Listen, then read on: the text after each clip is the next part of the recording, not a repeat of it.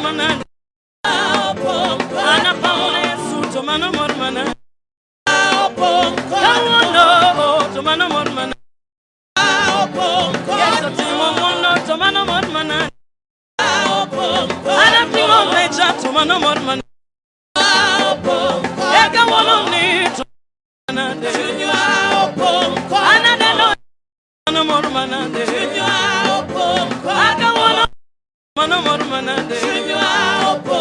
Asik tomano mormana de.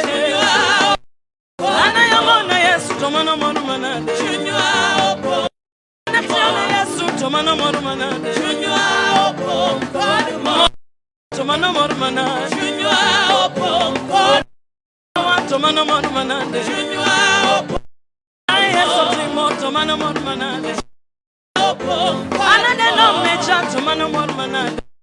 Ogenga tomorrow matingo ka yesu me. Ne walalo tomano mormana.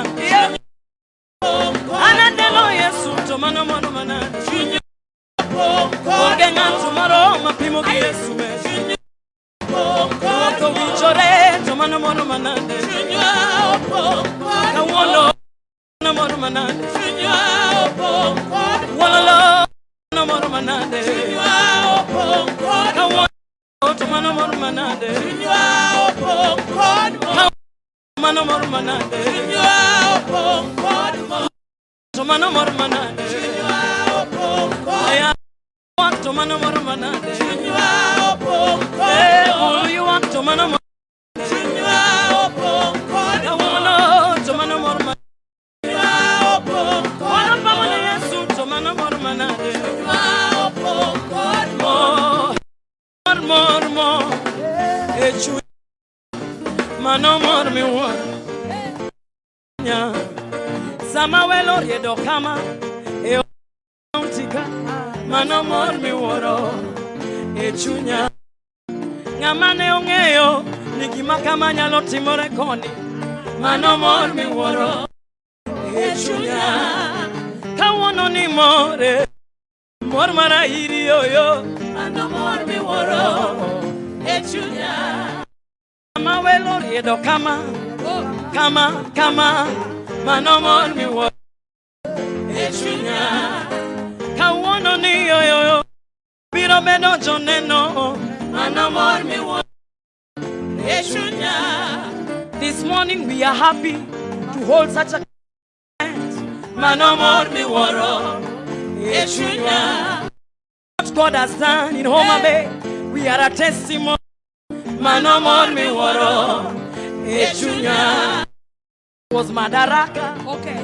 Now Devolution. Yeah. Me woro. Echunya.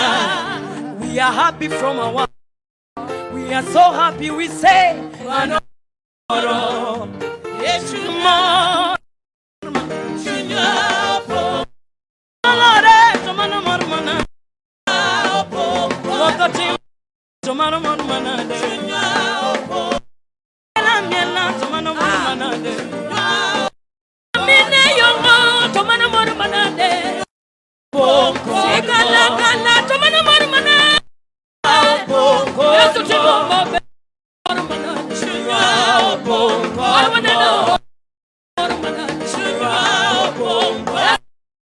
Tomano mormana. Oh, Emma, tomano mormana. Yesu timo tomano mormana. Yesu makonwe tomano. Yesu kelo mormana. We don't take on to Manamormana. And we don't want to Manamormana.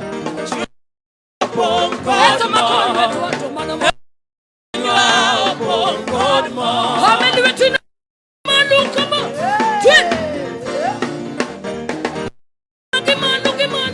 Look him on. Ay. How many went to Gimalo? Tigimalo. Hamel with Tigimalo. Tigimalo. Hamel with Tigimalo. Hamel with Tigimalo. Hamel with Tigimalo. With Tigimalo. Era sigala.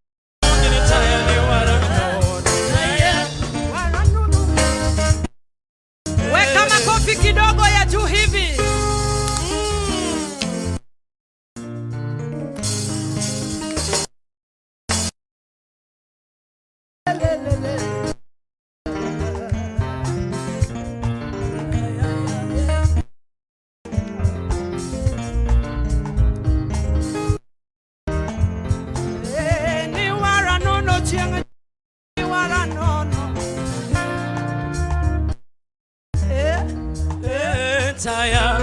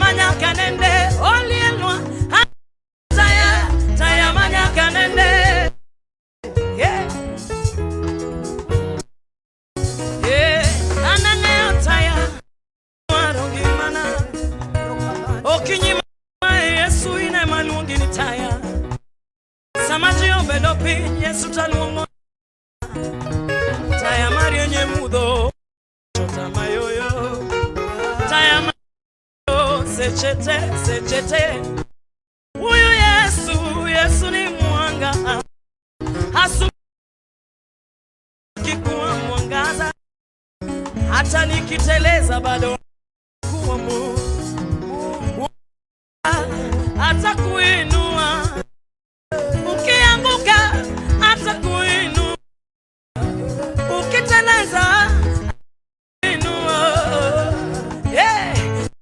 Matuma weri Ine matuma weri Ine matuma weri Ine matuma weri Ine matuma weri Ine matuma Ine matuma weri Ine matuma weri Ine America wono Matuma weri go kinye Ine matuma weri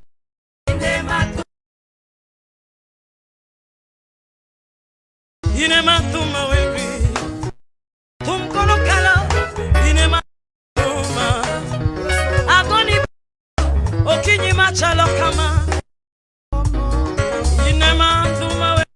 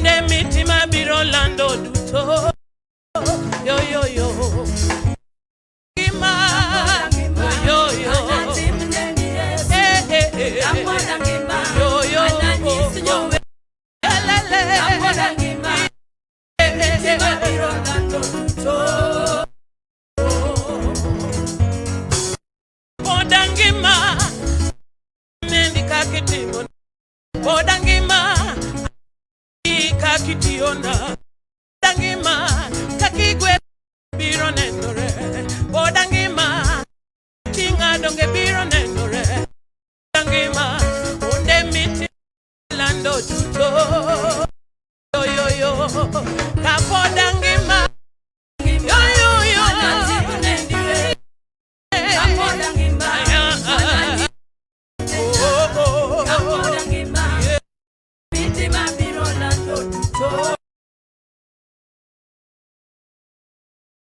Podangima anatim nendi esuna Podangima ananyis jo Podangima ananyis besenadu Podangima ma biro lando tuto yo yo yo Podangima Podangima kama ananyis jo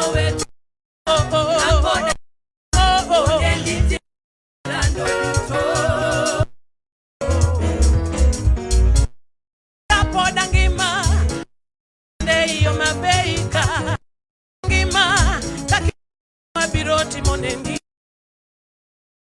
kakigwedha biroti Podangima mitima biro lando yo yo yo kapodangima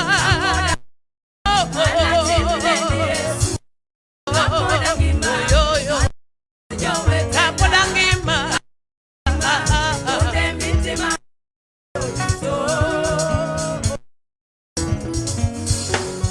Kangio yo yo aneno mono Kangio bata yelelele ta Kangio oni taneno mono Kangio chien kum aneno mono Le kuma chomo mono anano mono romba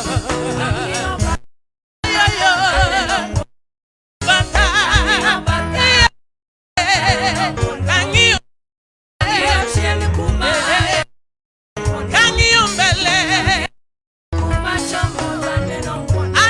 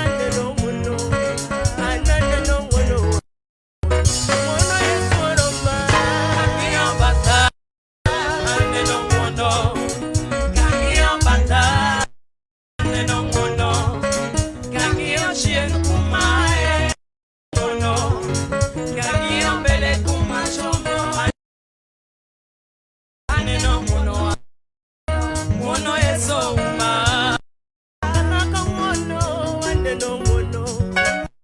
Here you go, my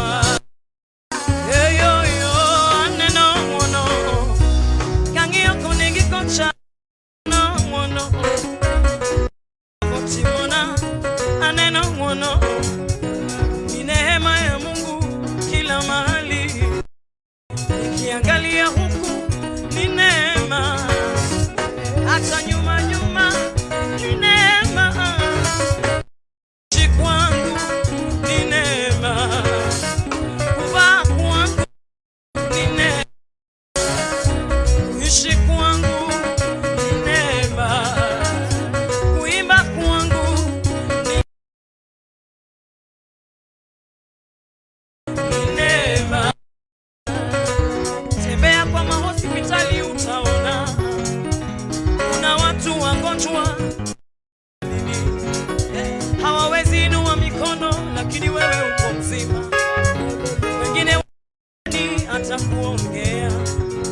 Ni neema ya Bwana kuamka kwangu, neema kuishi ni neema, kuvaa kwangu ni neema, uhai wangu ni neema, kulala yoyo ni neema, hata kuamka kwangu ni neema, hata kazi ninayo ni neema. Wengine wanatafuta kazi hawajapata, lakini wewe Mungu akakupatia kazi. Wengine wanatafuta watoto hawana, lakini wewe uko na watoto. Wengine wanatafuta hata nyumba za kuishi, lakini wewe unaamka kila. Ni neema yo, ni neema noyo manongono setemo Kiswahili mate manongono marnyasa chokoa manongono marnyasa mokeloa manongono maramina mokeloa Jehova achiel ke manyaka nene jidutola chiel Jehova achiel ke manyaka nene Jehova makawuono Jehova mochweyo chiel kende wachokore kawuono Jehova chiel kawuono manyane okelo kama wachigo Jehova sama piny wapako Jehova wan waluongi manomejawa.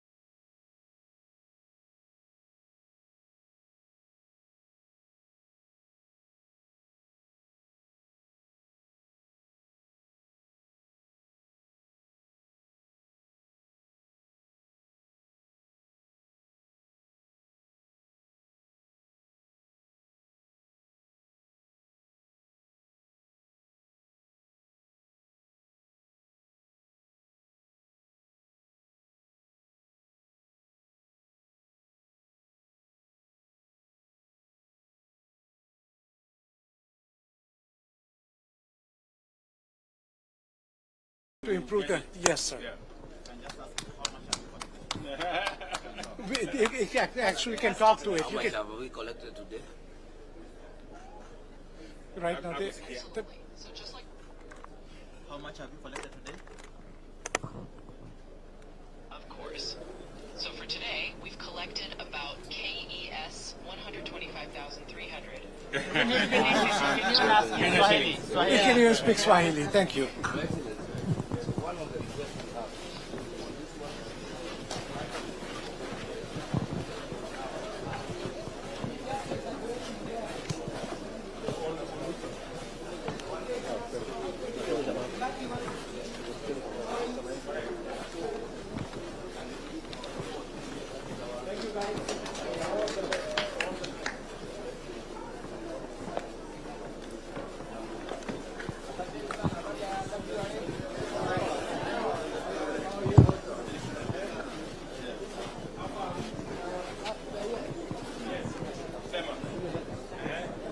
This Water Resource Authority.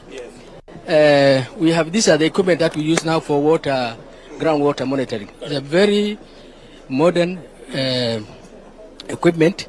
Nowadays we have minimized now what we call dry boreholes. For example, this one is called magnetic. It can go up to 600 meters. Down? Down, yes. Okay, to know where there is. Yes, you can see now this gap here. This is the area where the water is. Oh. These are rocks. Okay. The blue is here.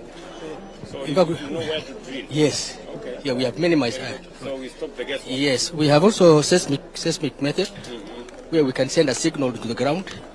This one, yes. It can go up to 2,000, 3,000 kilometers. You sort out that small problem with the tariff. We are, yes, the regulation is ready. We are okay, we are implementing, yeah. Yes. Very good. Yeah, thank you, sir. Sir. Thank you. Thank you.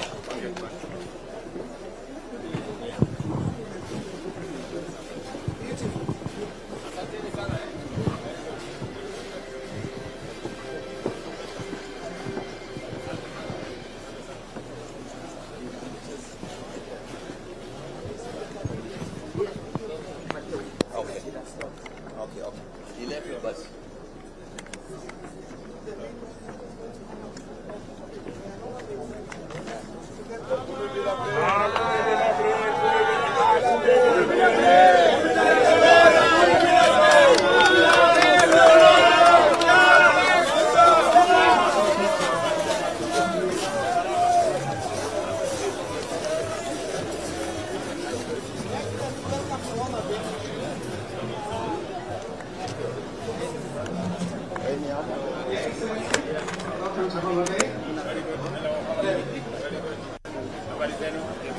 Your Excellency, you have seen a lot of exhibitions on the other side with the community health workers telling you, SHA telling you. I think here is the story of what has this done. Today we're celebrating 96 days of female maternal death.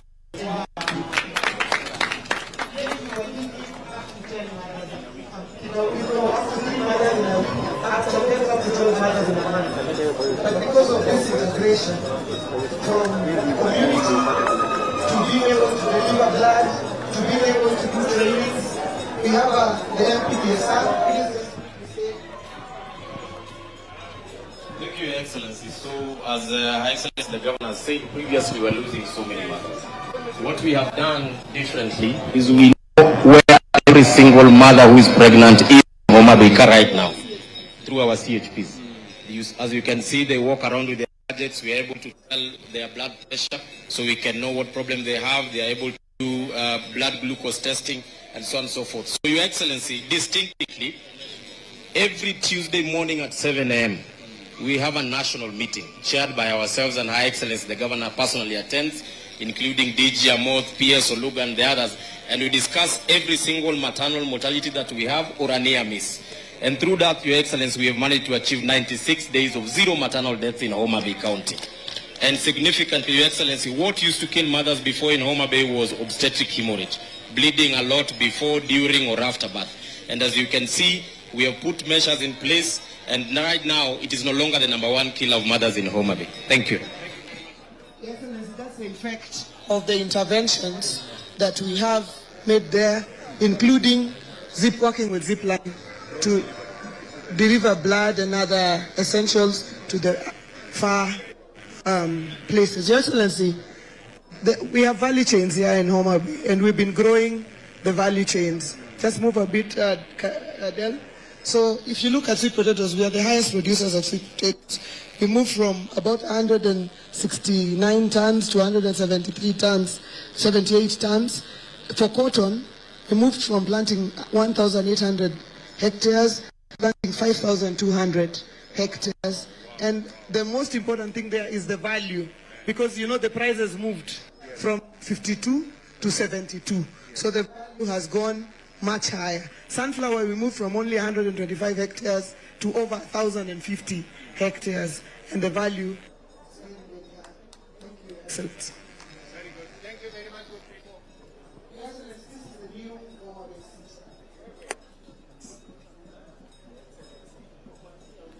Welcome to the proposed Homa-Bay City. This 3D model is transformed from the plan of the city.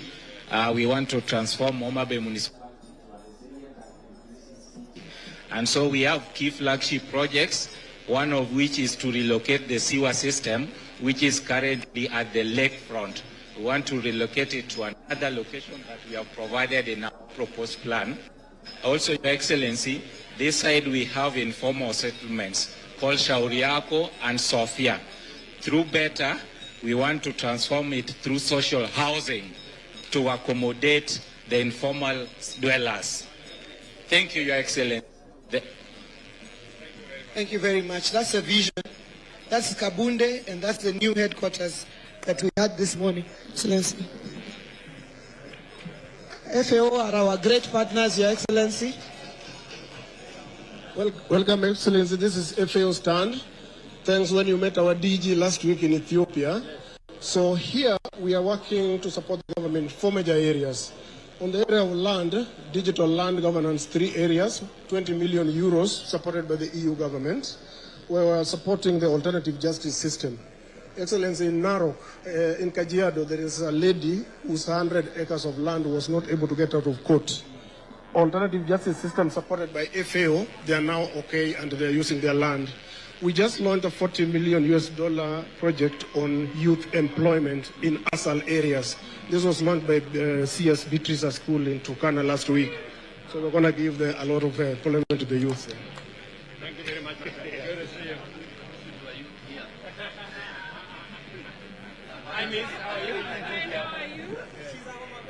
Yes. So, you know, you brought me up in the farm. Every Easter, every Christmas, we used to go to Shago. And this is the work that has come from it. We are working with traditional beekeepers so that we can move from here until here. We're also working with young people in agriculture, and we've planted 754,000 trees as young people so far to contribute to the 15 billion tree campaign. Thank you for your mentorship.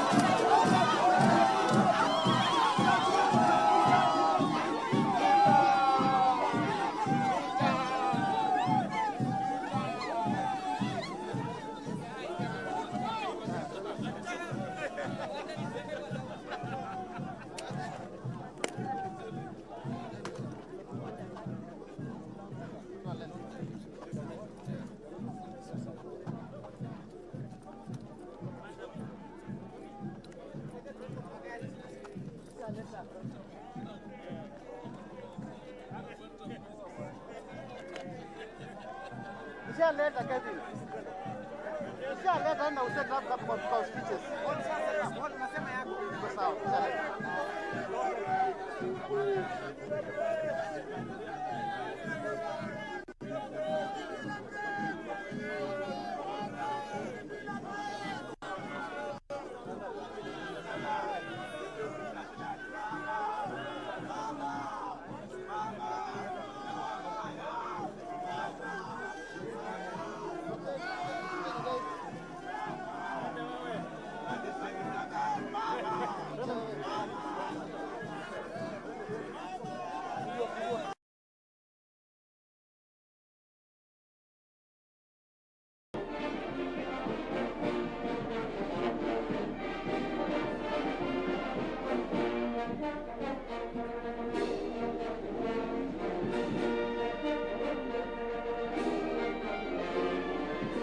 Karibu sana Mheshimiwa Rais wa Jamhuri ya Kenya. Tumkaribishe kwa makofi. Welcome Your Excellency. Karibu sana Mheshimiwa Rais to Devolution Conference 2025 held in the great Homa-Bay County. Karibu sana Mheshimiwa Rais.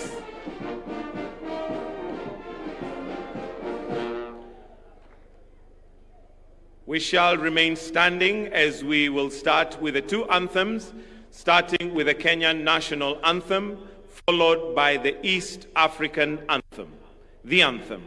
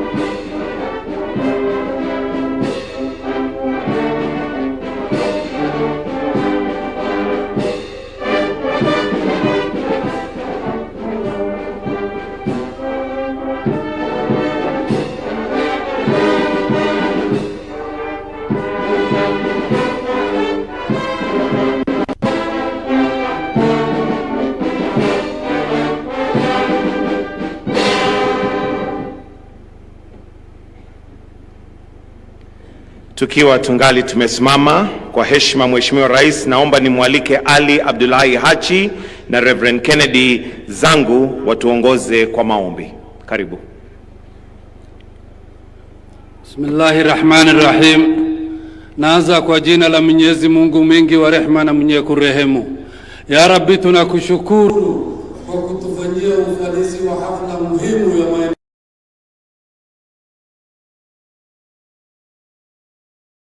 wa watu, muabudiwa wa watu. Tunakuomba kwa utukufu lako lote, ya Allah, kwa sifa zako njema, ubariki taifa letu. Ya Rabbi, utulinde wakati wote, utupe amani. Ya Rabbi, utupe salama, utupe mashikamano, umoja. Ya Rabbi, ulinde taifa letu, udumishe amani na maendeleo. Ya Allah, ufanye nchi amani ambayo inayependeza ulimwengu. Ya Allah, ya Rabbi, tunakuomba umjalie kiongozi wetu Mheshimiwa Dr. William Samuel Ruto, umpe hikma, ujuzi na ujasiri wakati hali ngumu na wakati hali iko sawa. Ya Rabbi, tunakuomba uwajalie viongozi wetu hikma na utabiti ili waudumikie taifa letu. Tunakushukuru kwa kutupa gavana chupafu. Ya Rabbi, ulinde gavana wetu na wasaidizi wake. Ya Rabbi, tunakuomba uko na ubungufu ya kibinadamu, utasamehe makosa yetu. Ubariki taifa letu, ubariki viongozi wetu. utusamehe dhambi yetu. Allahumma salli ala Sayyidina Muhammad wa ala alihi wa ashabihi wa sallam. Amina ya Rabbal Alamin. We are praying. Lord, the county of Homa-Bay that is hosting the Devolution of 2025, being the 9th one of the countries in your hands. And Lord, we thank you for the blessings of devolution. And we, as we gather here, Lord, we pray that may your guidance guide us into doing justice and good to the devolution so that it benefits your people. The country rests into your hands, Lord. Now I pray, my Father, that may you protect the government under the President of Kenya, with Dr. William Samoei Ruto.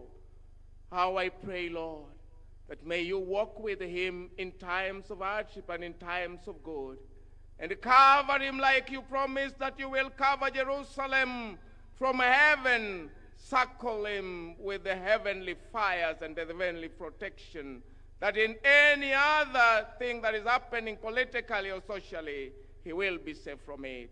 In your hands, Lord, we place the governor of the county of Homa-Bay. May you walk with her as she tries to lift up Homa-Bay to be at the top, O Lord. All the 46 governors are in your hands, Lord. In your hands are the deputy governors, both parliaments and the MCS, O Lord. Do us justice, because that is our humble prayer in Jesus' name. Kwa heshima naomba tuweze kuketi. Your Excellency Dr. William Samoei Ruto, President and Commander-in-Chief of the Kenya Defense Forces, the COG Chair, Honorable Ahmed Abdullahi, also Governor of Wajir County, Speaker of the Senate, Honorable Amason Kingi, the host governor, Your Excellency Swanga, all governors present, cabinet secretaries present, principal secretaries present, Your Excellency governors, members of parliament, CEO COG Ms. Mary Mwiti, private sector represented, sponsors and partners. Your Excellency, sir, at this point, allow me to invite Governor Sang, Governor for Nandi County, who is going to be running the program for us today. I request that we welcome him with a warm clap. Tumkaribishe tafadhali kwa makofi, aje atuongoze kwa ratiba ya leo. Karibu, Governor. Thank you very much. May I take this opportunity to welcome all of us to the 9th Devolution Conference being held here in Homa-Bay. And I want to take this opportunity, Your Excellency, the President of the Republic of Kenya, Dr. William Samoei Ruto, all dignitaries present, all the delegates, karibuni sana. Devolution, hoye! Your Excellency, before we start this devolution conference, we always have, as by history, pre-devolution conference activities. Many of them were undertaken in the last 2-3 days, and Your Excellency, the climax of those pre-devolution conference activities were the sporting activities that we had yesterday. You will remember, Your Excellency, that in the last devolution, in the 8th devolution conference, we left the conference with a pending matter. You are under investigation for the role that you played in ensuring that the COG team lost miserably. We had, I think, a score of 12 goals against 2 or something. And part of our very good players were missing in the field when they were required to be there. And the investigation indicated that you played a role in holding them somewhere. So this year, we had invested heavily in a good striker and a good goalkeeper. Yesterday, as we went to the field, Your Excellency, we realized that we were missing our goalkeeper, and that is Governor Ann Waiguru of Kirinyaga. We were also missing our striker, that is the chairman of COG, Governor Abdullahi Ahmed, only to realize later that they were with you in another meeting. So the investigation continues. I think, Your Excellency, there is a problem there. We have to square that matter at some point. Nonetheless, the scores yesterday we had two major races. One was the tug of war, and the competition was between Nyandarua and Homa-Bay. And the results is that, that was a contest between fish and chips. And, chips won against the fish. Again, in the football game, the Senate, and this time around they enlisted some of the professional players in the National Assembly. And therefore, the Senate won 5-0. But, Your Excellency, that is a huge improvement. From 12 to 2, 5-0 is fairly a good start. So we are very grateful, and we look forward to the 10th Devolution Conference. And we will now plan properly, knowing that the President of the Republic could still work against us. So on that one, we have to work on ourselves. So welcome to the 9th Devolution Conference. We are going to have a few remarks, starting with our sponsors, and we have 3 of our platinum sponsors. Each of them will have 2 or so minutes to speak to us. Kenya Commercial Bank. And on behalf of Kenya Commercial Bank, Director John Okulo, can you be... Let's appreciate Director Okulo, our platinum sponsors. He will have 2 minutes, and then Safaricom, be ready, another 2 minutes. And our other platinum sponsor, Jospong Group of Companies, Chairman, be ready. Karibu sana, Bwana John.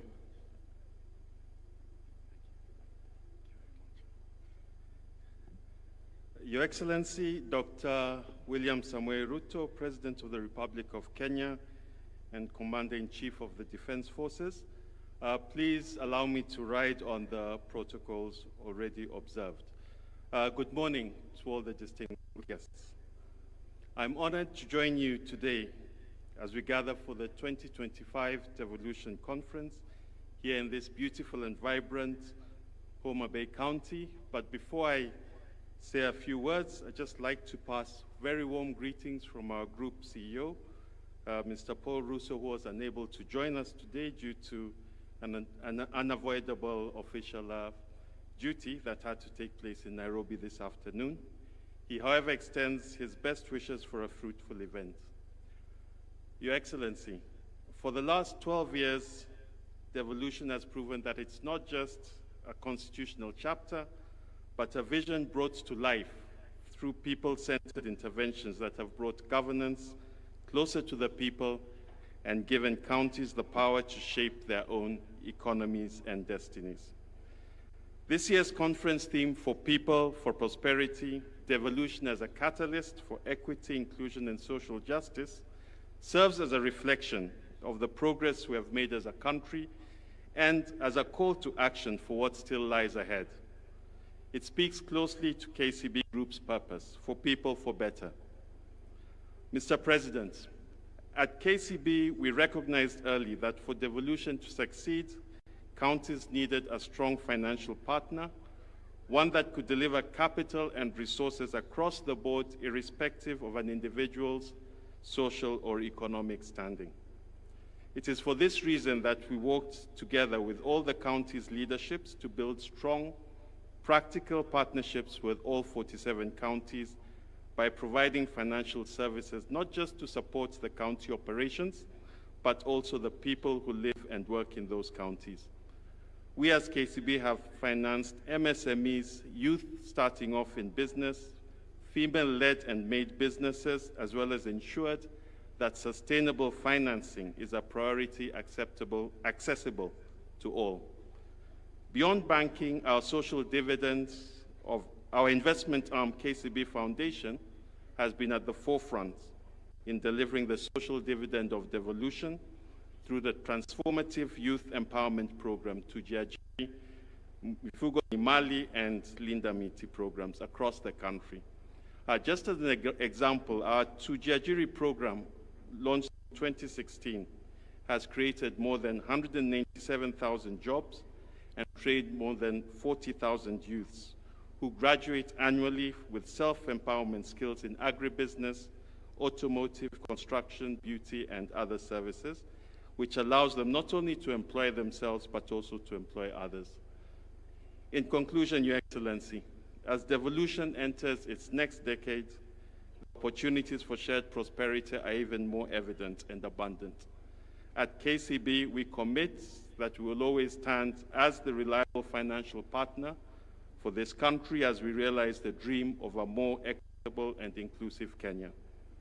Thank you, Your Excellency, and we look forward to very fruitful deliberations over the coming days. God bless you all.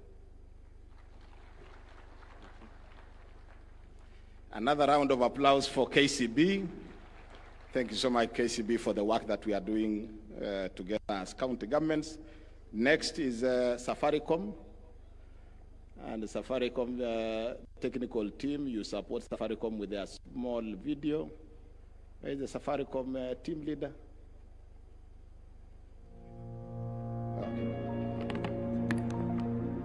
Take a look around you. From the vibrant stalls of our local markets to the bustling city streets, you see the true heart of Kenya.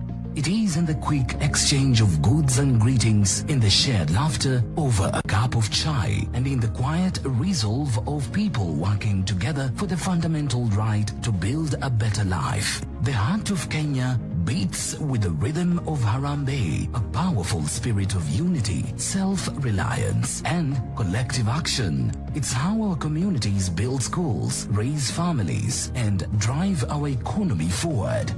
It's the power of the group. From the smallest chama to the largest cooperative, groups are the backbone of our society. But for too long, their growth has been held back by manual processes and a lack of digital tools. This struggle is real.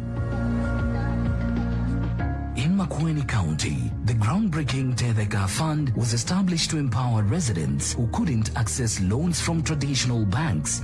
It was a lifeline, but its manual paper-based system became slow and inefficient, leading to defaults and a halt in lending. The dream was alive, but the system was failing. Makueni County, driven by its commitment to its people, refused to give up. They engaged Safaricom to help them re-engineer the fund, fix the system, and bring the fund back to life. Groups Connect is a digital hub. It is designed to meet the needs of every kind of group, from a small savings club to a large county-wide fund. It is a secure, user-friendly platform that digitizes everything about a group. Groups can create an identity and register their members and manage members' activities seamlessly. Group members can save together for short-term or long-term. Group members can access and manage their loans. Groups can invest together in various schemes, for example, ZD. Group members can administer emergency and social funds. Safaricom has been working closely with Makueni County over the past year to create a tailored solution that has slashed loan approval times from months to just 24 hours. Now, the Makueni County Empowerment Fund is back, digitized, efficient, and accountable. In Homa-Bay, the county government is interested in Groups Connect to help it identify and organize its various groups in order to understand how to empower them. Today, Homa-Bay County has no clear visibility into the groups operating across the region. And without its visibility, it becomes nearly impossible for the county to plan, support, or even partner with these groups in a meaningful way. But imagine if every group in Homa-Bay was registered on Groups Connect. The county would finally have a full view of the landscape, allowing them to design better programs, deliver farm inputs, equipment, training, or even access to loans and capital directly to the groups that need them most. When we make the groups visible, we make the county viable. At the same time, groups themselves get something valuable: a digital footprint, a clear identity, and a connection to a larger network that can open doors to partnerships, funding, and long-term growth. It's time to bring your group into the digital future to build a better life.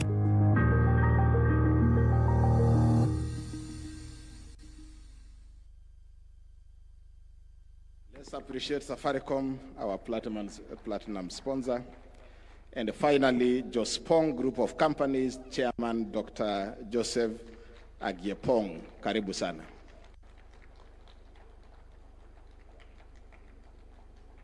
Karibu Bwana Chairman.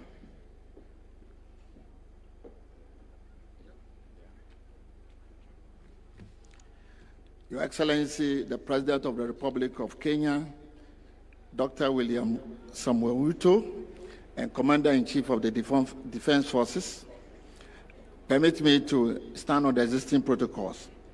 I bring you warm greetings from His Excellency John Dramani Mahama, President of the Republic of Ghana, and from the entire Jospong Group of Companies.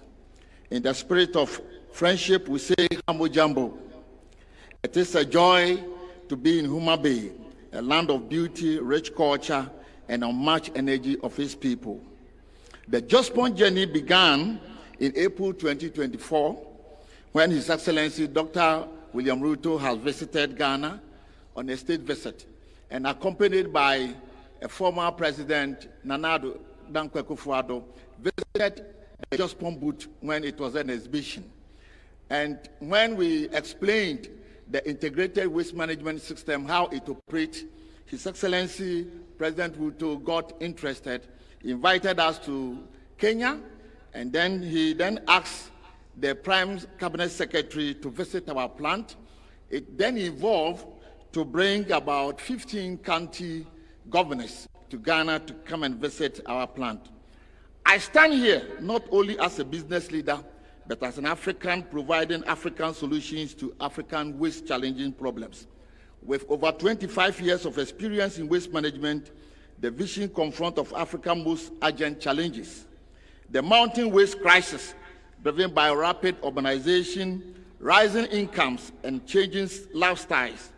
In Ghana, we have built resilient African-tailored waste treatment systems, tackling waste, creating dignified jobs, and delivering climate solutions, one plant at a time. Your Excellency, today in Ghana, we have our 36 plants transforming landscape of Kenya, transforming landscape of waste management. And I would think that Kenya also can harness this potential.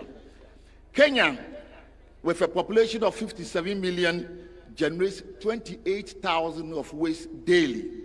And we humbly want to plead that Your Excellency will cluster these counties into regional clusters, and so that 5 counties can use this integrated waste park. Your Excellency, it might interest you to know that about 52,000 jobs can be created in a year through this kind of treatment plant. 30,000 jobs will be created from the collection of the waste, transporting, and then shipping. 21,000 jobs will be created by the integrated waste management plant, and 1,800 will be created through the green jobs, data collection, monitoring, and validation of the carbon market. This year's theme for the people for prosperity, that's the Devolution 2025, is inclusion and social justice. It's more than a slogan. It is a call for action to put people at the center to ensure that progress is fair, inclusive, and transformative. The African is capable of managing his own affairs. The mission goes beyond business and is about turning African waste crisis into a driver of jobs, climate action, prosperity. Together, Ghana and Kenya can build and sustain with waste management resources in the countries. There's nothing like waste. It's a misplaced resource. Just place it up, and then you'll be able to recycle it.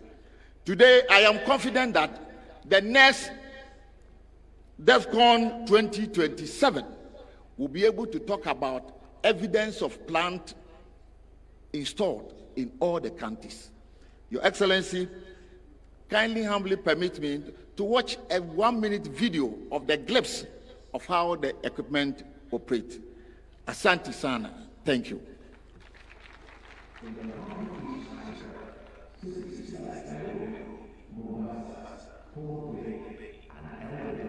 Are expanding rapidly, alive with potential, yet burdened by a growing challenge.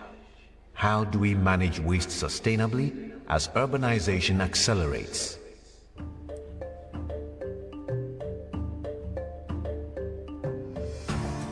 At the Jospong Group of companies, we have walked this path in Ghana. We have learned that real change begins on the ground. The trucks comes in there and then offload the waste onto the bay. The wheel loader goes in there and scoop the waste from the receiving bay and then push it through to the apron feeder. The material flows through the shredder or the terminator. Then from there, it's also moved into another conveyor which runs through into what we call the trammer screen. There are human intervention whereby they try to sort out all the other materials that we need in terms of segregation of the waste. Matured compost is bagged on site. This compost is excellent organic fertilizer for agriculture and horticulture. K-Cup can produce 3,000 bags of finished 50 kg compost daily. At the Plastics Recycling Center, the plastics undergo washing, shredding, extrusion, and pelletizing. The pellets are bagged and sold to plastics products manufacturers as raw material. Metals and paper are also further sorted by type and billed for customers in the metals and paper industries, respectively. This isn't just a plant. Behind these walls, we mine the black gold. We came here as team governors. Purposely is because we want to, manage our solid waste. He was saying there is no more waste in terms of solid waste management. We are turning it to value. The end result is not going to be something that is just county related. It is for every citizen, from your sewer problem that we have had to the waste problem that we have had, and most importantly, look at every single crisis that you have and how can you convert it into an opportunity. You convert an opportunity by creating jobs, by using the byproducts that are going to be coming up.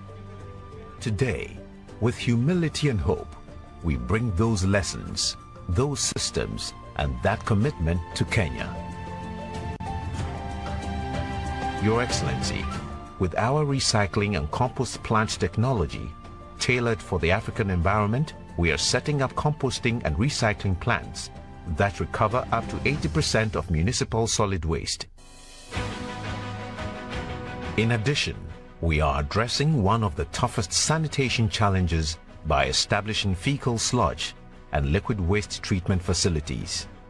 These plants will become critical infrastructure in urban and peri-urban communities, protecting public health and the environment. These are not just projects for us, they are partnerships and a shared dream of turning waste into opportunity. But our proudest achievement isn't the technology or infrastructure, it's the relationships we are building. We've walked side by side with our Kenyan partners, sharing knowledge, building capacity, and investing in people. We extend our heartfelt gratitude to the President of Kenya, His Excellency President William Ruto, the Council of Governors, and the good people of Kenya for their unwavering support. We deeply value this collaboration that promotes development and strengthens the ties between our two great nations. Together with the people of Kenya, we are proving that African-led solutions can redefine the future of sustainability on our continent.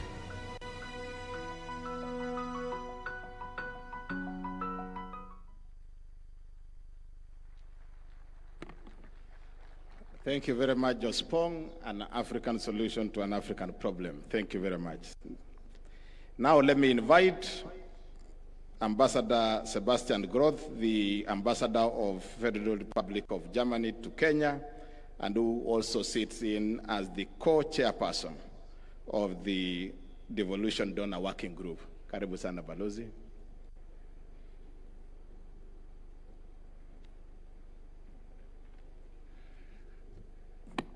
Asante sana Bwana MC, Your Excellency President of the Republic of Kenya, Dr. William Samoei Ruto, Chairman of the Council of Governors Ahmed Abdullahi, my dear friend Gladys, Governor of Homa-Bay, who is hosting us today, all the other governors, members of the Kenyan government. I've seen Waziri Opio and his colleagues, PS, members of parliament, my fellow diplomats. Good morning and hamjambo. It's a great honor to join you at this year's Devolution conference, and I would like to congratulate all the decision makers that chose Homa-Bay for this year. I come often to this region, to Kisumu, to Migori, Siaya, and Homa-Bay. And the more often I come, the more I love the region, the people, and also the food. Ahero rech, gi kuon, gi osuga. And I sincerely thank you for the invitation to this important gathering and for the opportunity to engage with you. It is my deep belief that the counties, the governors, the MCAs, the local administrations are the real champions of Kenya's evolved system of governance. And devolution truly has transformed Kenya in the last decade, bringing decision-making closer to communities and expanding opportunities for citizen engagement. From health to infrastructure to agriculture and climate resilience, the impact of devolution is tangible across the country.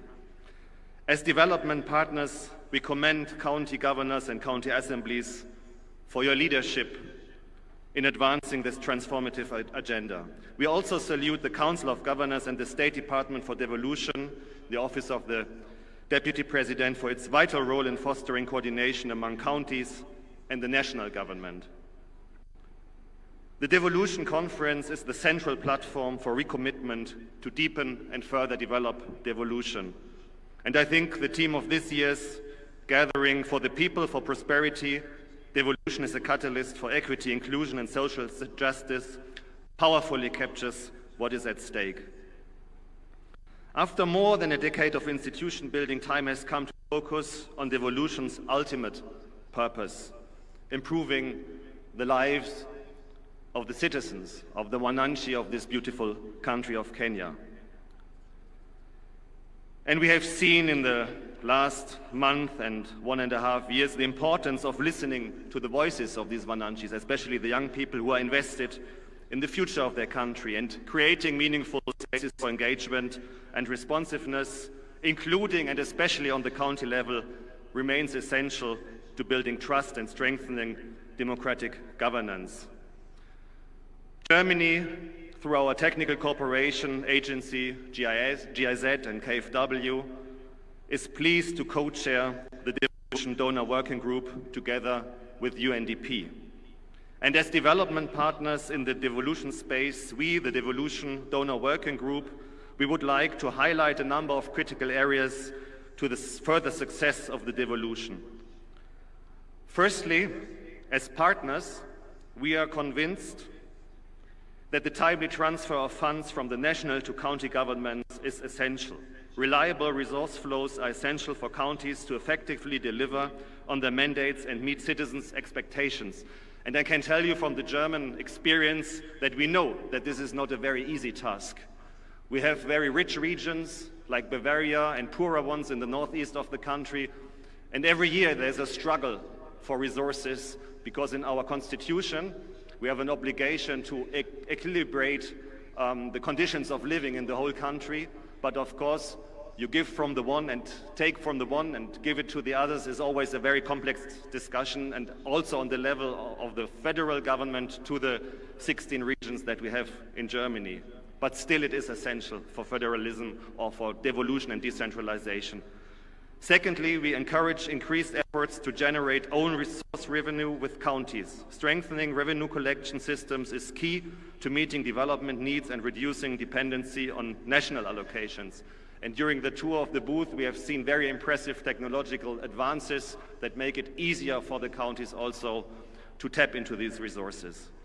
Thirdly, we emphasize the importance of strengthening public financial management, transparency and accountability. Responsible resource use is fundamental to delivering concrete results. And finally, we underline the need for meaningful public participation, especially by women, youth and persons with disabilities.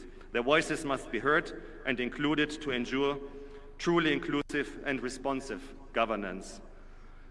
Be assured, governors, MCAs, National Government of Kenya, Your Excellency the President, of our cooperation and our willingness in pursuing these important priorities. Our commitment to supporting devolution and deepening this partnership with the counties is strong. For Germany, devolution is one of our development cooperation priority areas. We are active in basically all the counties with different initiatives. One of them is a very important one. It's called FLOCA. It should strengthen the climate resilience on the local level, and I will visit some of these projects tomorrow in Kisumu County. To conclude, let me thank you once again for this important gathering. We enter now 3 days of discussion and reflection. But let us remember, devolution is not an event. Devolution is a continuous process, but strengthening institutions that deliver and that respond to citizens' needs, and about upholding a genuine partnership also between government and the people, and between government and counties and the development partners. It is in this process that I wish all attendees a successful and inspiring Devolution Conference 2025. Be assured that the partners remain committed. We will travel this journey together, and I'm very much looking forward to our cooperation. Thank you very much. Asanteni sana. Kamano.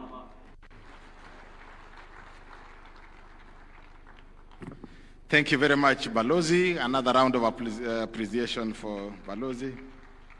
Your Excellency, county assemblies play a very critical role in the devolution family, and I now want to invite the chairperson of the County Assemblies Forum, CAF, Honorable Seth Mwatela, to come and make his remarks, but also recognize the County Assemblies members present. Karibu sana, Bwana Speaker.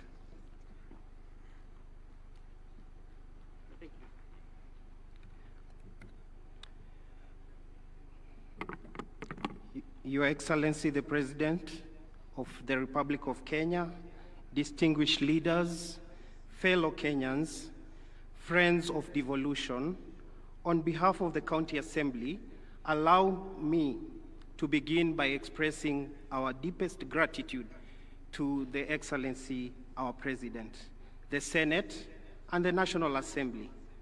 The recent passage, which is just today in the morning, of the County Public Finance Law Amendment Bill 2023, which we witnessed today in the morning, marks a historic turning point.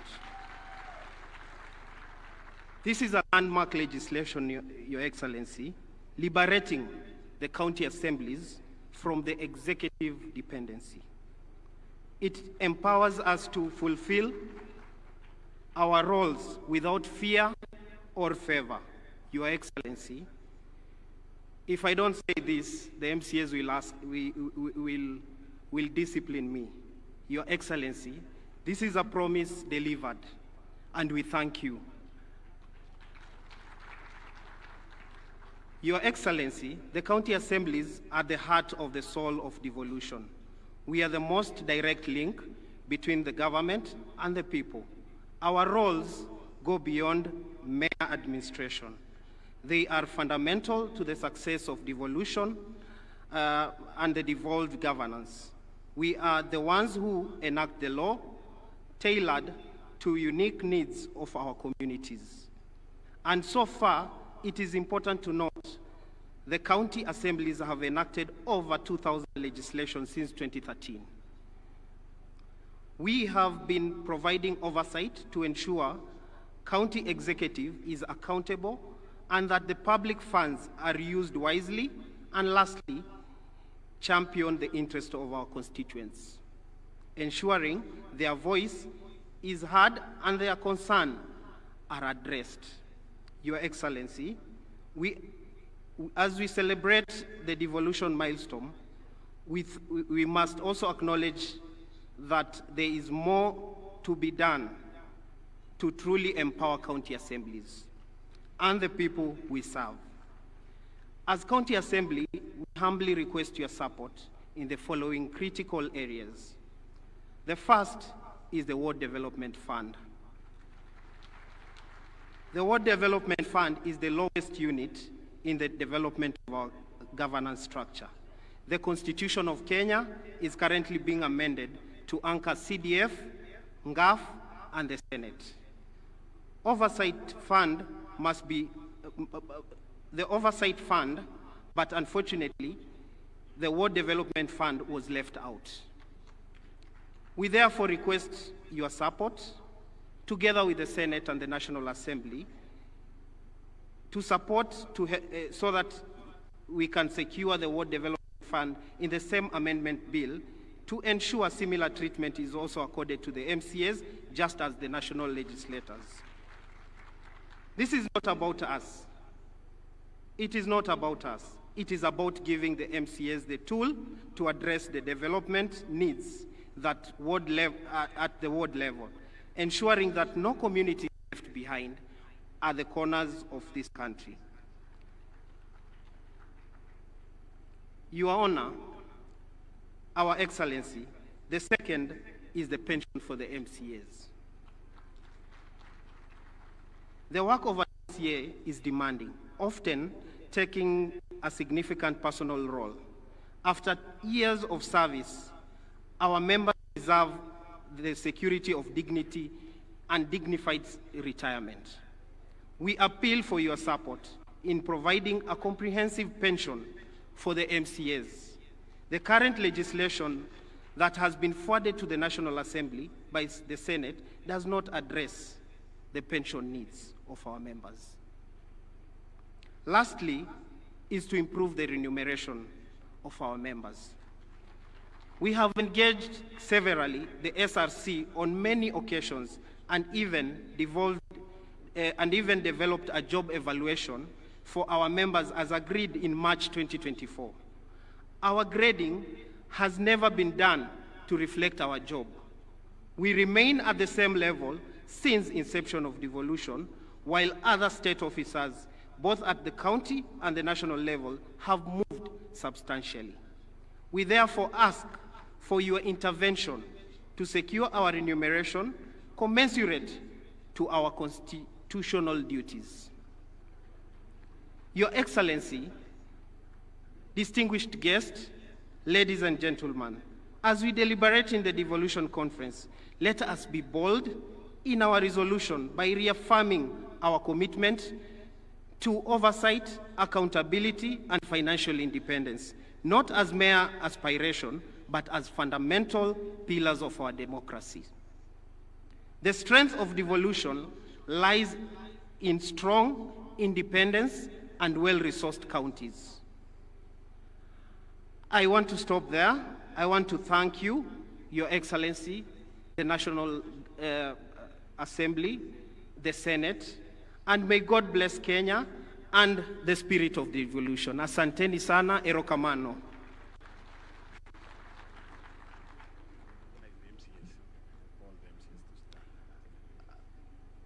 Honorable members, I want to recognize all the honorable members from all the county assemblies.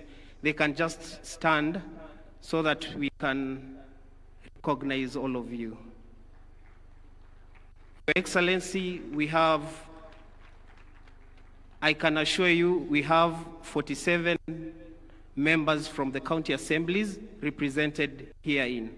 We thank you and asante sana. Thank you. Let's appreciate the chairman of CAF. I now want to invite the Principal Secretary in State Department of Devolution, Michael Lenasalon, to come and make his remarks. Karibu sana Bwana PS.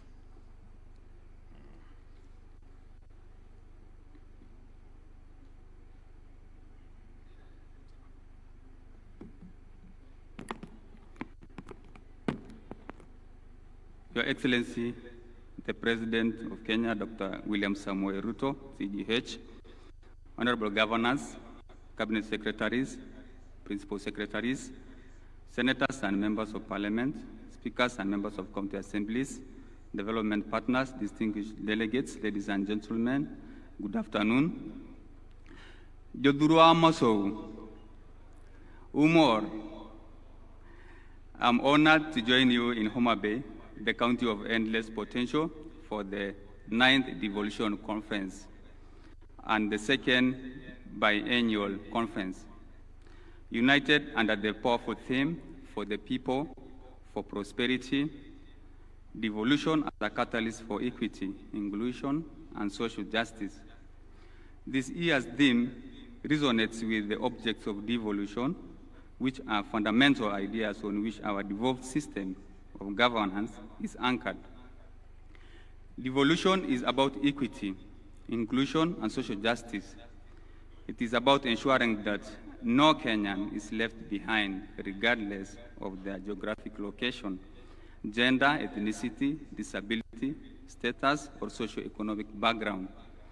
Since inception, devolution has transformed our governance landscape. It has brought public services closer to the people, accelerated development at the grassroots level, especially for initially marginalized communities, and provided opportunities for participatory governance.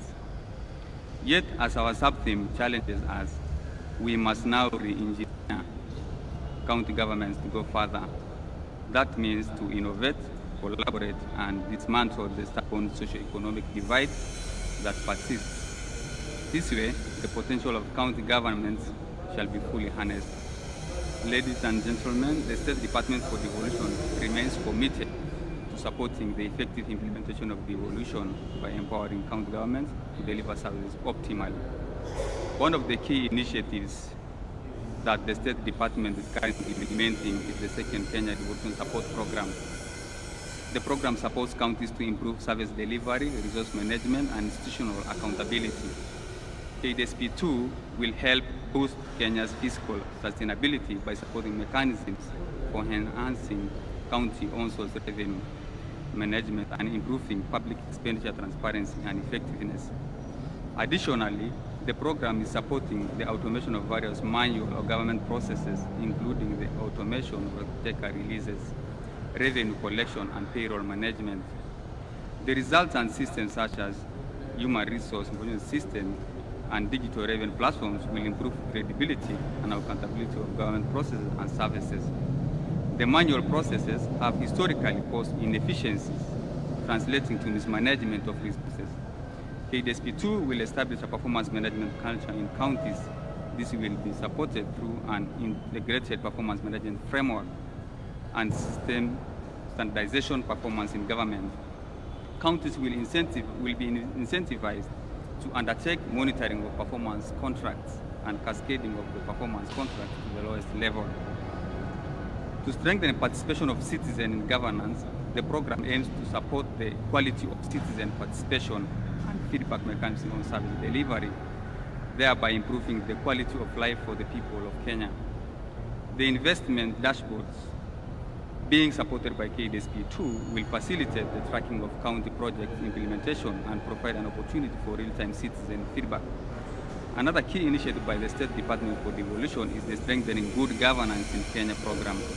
Together with other stakeholders and development partners, that is the EU and GIZ, SDD will employ innovative methods through incentivizing county government to instill the culture of good governance. Central to good governance is performance management, which must be rooted in credible evidence that guides county planning, priority setting, and decision making. Through this program, standards and norms that are critical to harmonization of service delivery across the devolved units will be established. Since citizens are the center of performance management, this program is supporting civic education to empower them in oversighting the government in service delivery. Additionally, the crucial role the county assemblies play in oversight, ensuring that resources are used as intended, will be strengthened by building their capacity in budget scrutiny.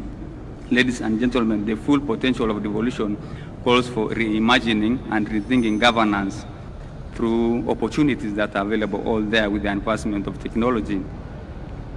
Firstly, I will list some of them: embedding performance culture, institutionalizing performance management across county operations, and linking budget execution directly to service delivery outcomes. Secondly, creating climate smart cities, utilizing satellite monitoring for urban planning compliance. Your Excellency, the human resource alone is not enough, so we need also to leverage on technology, and also transforming waste management systems into circular economies, as already outlined by previous speakers. Scaling wetland and river restoration, like the model, Nairobi River model, which is on track and very effective. Your Excellency, the rule book for cities should also be re-engineered, because with a big rule book, then, for example, the Nairobi Rivers, the vision and the citizen involvement and the action is just what's needed, not the. So the governance needs also to be re-engineered for the county cities. Advancing agricultural innovation. 3, establishing county-based production systems, ecosystems, and implementing spatial planning for sustainable land use. 4, democratizing healthcare access, deploying AI and Internet of Things diagnostics at lower level hospitals, and leveraging drone logistics for medical supply chains, as we have seen in Homa-Bay. Realizing this collective vision requires creating frameworks for county innovation funds, facilitating public-private co-creation platforms, and strengthening citizen engagement through open governance tools. This conversation continues with enhancing coordination of national devolution programs, peer learning, and multi-stakeholder technical support frameworks for the people, for prosperity, and for collective future. Asanteni sana na Mungu awabariki. Asante sana, tumpigie makofi Bwana PS. I now want to take this opportunity to invite the host senator, Senator Moses Kajwang, to come and make his remarks. Karibu, Bwana Senator.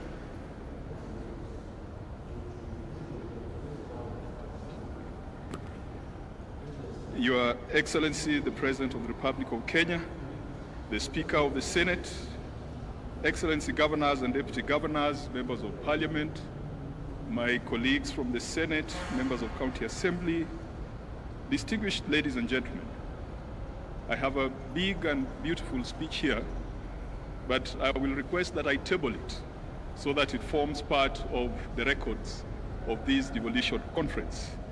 And then I will utilize this opportunity just to welcome you to Homa-Bay County with great pride, with great pleasure, with great privilege. 3 years ago, you would never have imagined that Homa-Bay could host a devolution conference. Indeed, it's almost exactly 3 years ago since Gladys Wanga was elected the governor. And when we sat in that hall waiting for the results to come, we said, by the way, one day we could host a devolution conference. And I thought it would happen in her 2-term, not in her 1-term. And it has come sooner, earlier than we expected. And this morning, when I was going through the Bible, I reflected on an interesting conversation between Nathaniel and Philip. It is in the book of John. Philip tells Nathaniel that a good thing has happened in Nazareth. And Nathaniel, being the cynic, asks, what good can come out of Nazareth? And Philip responds, come and see. What good can come out of Homa-Bay? I am glad that you have come, and I am sure that you have seen that this county is truly the county of endless potential. And it is not just our human resource. You have seen our natural resources, the beauty of our land, how productive it is. I know the land brokers in the room are seeing the potential My friend, the chair of this committee organizing the conference, Governor Kahiga, has promised that he's coming back with land brokers from Nyeri to split the land into small 50 by 100 and then sell. Of course, there is so much here that we cannot exploit ourselves as sons and daughters of Homa-Bay. And so we are open. We welcome all Kenyans. We welcome all Africans, including our brothers from Ghana. We welcome the development partners. Homa-Bay is open for business. Kenya is open for business. Each of our 47 counties is beautiful. Good things do not only come from Homa-Bay. Sometimes we look upon the small endowments that God has given us. The potatoes from Nyandarua, the rice from Kirinyaga, the gold in Migori, the Savorite in Taita Taveta, where my friend Mwadime has a problem with the girls. He says the short ones are quarrelsome, but he has told me that he has apologized on that slip of the tongue. The oil in Turkana, each of our 47 counties has got something good, just the same way something good came out of Nazareth. Your Excellency, when you talked of the bottom-up economic transformation model, I believe that devolution would be the channel for delivering development bottom-up, delivering development to the grassroots, and it still remains the surest way of empowering the people and empowering communities. Your Excellency, I don't want to say much. The Speaker of the Senate is present and will make the formal presentation, and will also introduce the senators present because he's the head of the institution. The Governor of Homa-Bay is present, and she will also introduce and acknowledge all the leaders who have come from Homa-Bay County. All the elected members of Parliament, National Assembly and Senate from Homa-Bay are here. We have given Governor Gladys Wanga full, unlimited and unconditional support, and that is why she has been able to host Madaraka Day and host Devolution Conference with so much success. Allow me to apologize if there has been any indiscretion, if there's been anywhere or in any way we have fallen short of your expectation. I apologize on behalf of the people of Homa-Bay. For a long time, this county, this region, has been the black sheep of the family called Kenya. Past governments have looked at this region, have looked at this county with the cynicism of Nathaniel, and they've always asked, what good can come from Nyanza? What good can come from the people of Homa-Bay? And what good can come from the people of Luoland? Perhaps I might not tell them to come and see, but I will tell them to wait and see. Because President Ruto, you have made it your business to come and find out the good in this region. And you have just not been talking, you have done things. When you drive around this Homa-Bay town, for those who are here for the first time, 3 years ago, we didn't have 90% of the tarmac you are seeing here. 3 years ago, we didn't have 90% of some of the public infrastructure you are seeing here. We thank you, Your Excellency. Good things will come from Homa-Bay. Just wait and see. That's all the politics I'm doing today. And when it comes to matters of policy, I will allow the Speaker of the Senate to do so. But Your Excellency, just allow me, because the Devolution Donor Working Group have spoken, I thought they would talk about how fast we process some of the instruments that are required to draw on donor support. I want to commit and I want to promise the Devolution Donor Working Group that we have had a conversation as a Senate, and we had that conversation with CS Mbadi last week, that we must find a more efficient way of processing conditional and unconditional grants so that counties can draw on them in a timeous manner. Your Excellency, I'm glad that in this financial year, we never fought over DORA. DORA was assented to on the 30th of June. Perhaps that's a record, because in the first year of DORA, we even had to go to court.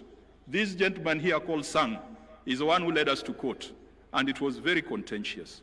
For the first time, the formula for allocation of revenue amongst county governments was not contentious. it was passed very fast. For the first time, Kara has been processed very swiftly. And CS Mbadi had assured us that counties would start getting money. Good things are happening in Jerusalem. To the county assemblies, the president has assented to a bill which was privately sponsored by Senator for Meru, the deputy speaker. Senator Kathuri is the originator of that bill that has provided autonomy to county assemblies. And Mr. President, again, history has been made that bills have been assented to in Homa-Bay for the first time. I don't know whether that has ever happened before. Something good is happening in Nazareth. To the governors, our friends, we will continue to fight for additional resources to counties because we believe that money is not personal money. It is money that goes to the people. We in the Senate call for greater efficiency, greater focus on service. We must have a conversation with a few of our friends or a few counties which are beginning to look like payroll stations rather than development centers. That is a conversation that we must have.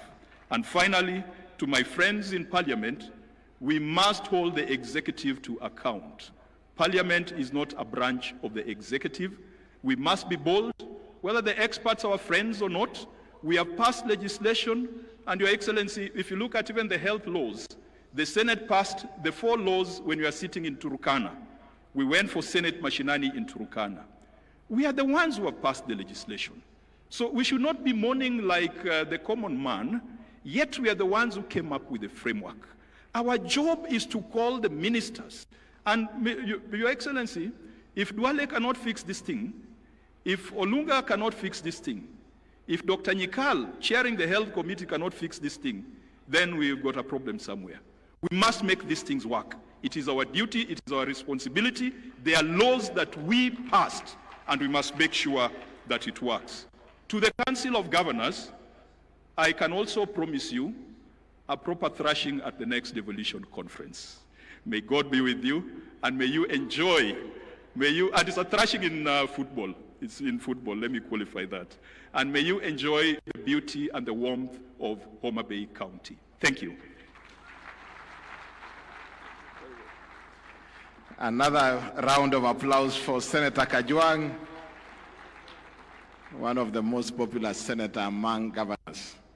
It's now my humble responsibility to invite our host, Governor, Her Excellency Governor Gladys Wanga. Let's appreciate Wanga. She has pulled Kenya to Homa-Bay. Karibu sana, Gladys. Thank you very much, Governor Sang. Your Excellency, President of the Republic of Kenya, Your Excellency Dr. William Samoei Ruto, the Speaker of the Senate, Honorable Amason Jaffa Kingi, the governors present, led by the Chair of the Council of Governors, His Excellency FCPA Ahmed Abdullahi, the Vice Chair, His Excellency Mutahi Kahiga, members of Parliament, Senate and the National Assembly are present, Cabinet Secretaries and Principal Secretaries, members of the Judiciary, Constitutional Commissions and Independent Officers present, Deputy Governors, County Executive Committee members, members of county assemblies and speakers, members of the Diplomatic Corps, development partners, private sector, academia and civil society, my one and only first gentleman there, Mr. Wanga, distinguished guests, ladies, gentlemen. God is good. I'm really delighted to welcome you all to Homa-Bay.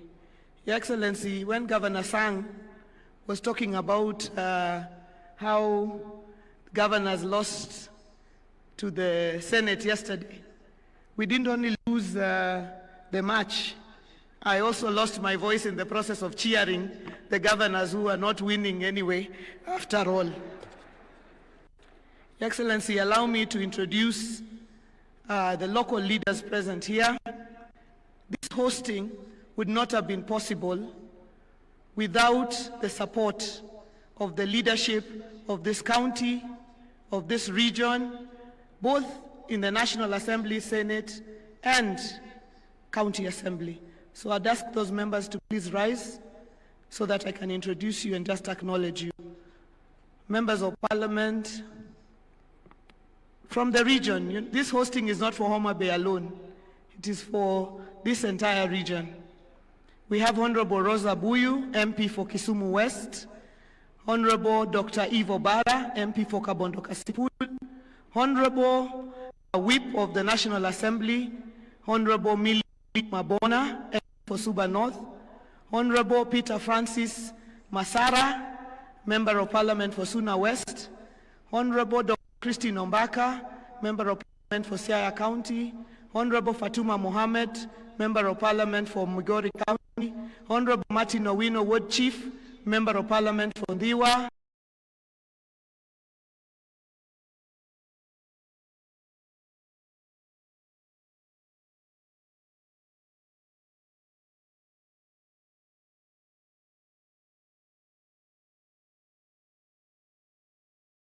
Town constituency, Honorable Catherine Muma, Senator from Kisumu County, Honorable Senator Eddie Okech, Senator for Migori County, Honorable Senator for Homa-Bay, who has spoken, Senator Kajwang, Honorable Lillian Gogo, Member of Parliament for Rangwe. Thank you very much. Please be seated. I saw a leader and speaker in the crowd there. Honorable Speaker of the County Assembly of Homa-Bay, Polikapo, and Honorable Majority Leader Ogindo Tipo. Your Excellency, it's a profound honor to welcome you to the Lake County of Homa-Bay, the county of endless potential. We are privileged the 9th Devolution Conference 2025, a vibrant platform for innovation and measuring progress for devolution. In line with the theme of the conference, for the people, for prosperity. We sincerely thank the Council of Governors, my colleague governors, for the opportunity to host DevCon 2025. It was not an easy decision, but we thank you for believing in Homa-Bay, despite the fact that we might have one of the counties that may be too small to host. We thank you for the vote of confidence. Your Excellency, allow me at this very opportunity to thank you immensely for your partnership in transforming Homa-Bay County to make it a county that could be considered to host this conference. Senator Kajwang has correctly pointed out a lot of the transformation in this county has happened in the last 3 years. Your Excellency, when you first visited Homa-Bay on 16th, on an official development tour on 16th of January 2023, 3/4 development that we are seeing in Homa-Bay County was not here. Your Excellency, at that point in time, there was no government, there was no partnership. I was an opposition governor. You were the President of the Republic of Kenya. But you made it clear to the people of Homa-Bay that you had no intention of leaving Homa-Bay or any other part of this country behind simply because of how we voted in the election in which you are elected as President of the Republic of Kenya. Your Excellency, the transformation has been in partnership with the national government. Your Excellency, today as we drove to the county headquarters and we were coming back, I could see 2 lines of vehicles on one side and 2 lines of vehicles on the other side. The dueling of the main highway in this Homa-Bay town, which would have not have been something we would have dreamt about, Your Excellency. Support, whether it's the lakefront where I invite all delegates to go and have a sumptuous meal of fish. The transformation at that lakefront has been because of the partnership we have had together. Your Excellency, all the roads and infrastructure that we see in this town and beyond. Thank you, Your Excellency, for your partnership, and I'd like to thank the delegates here. Karibuni sana Homa-Bay, Arwako hu Homa-Bay County. Your Excellency, in reflecting on our 15 years ago, devolution was enshrined in the Constitution 2010 as a transformative force to bring development and services to Kenyans. If devolution were a person, it would be a spirited teenager, vibrant, curious, and challenging. The impact of devolution is undeniable, with stories of progress written across our 47 counties. Devolution is a key pillar of our constitution, and it is befitting that this DevCon is held here in Homa-Bay, the home of Dr. Odhiambo, the architect of the devolution during the constitutional review exercise. And Your Excellency, we thank you because this morning you met the family of Dr. Odhiambo as we unveiled a plaque, a commemoration at the Arboretum. Our task is to make devolution work for all Kenyans, deliver equal inclusion and social justice, closing the socio-economic divide, delivering on the sustainable development goals, no one behind.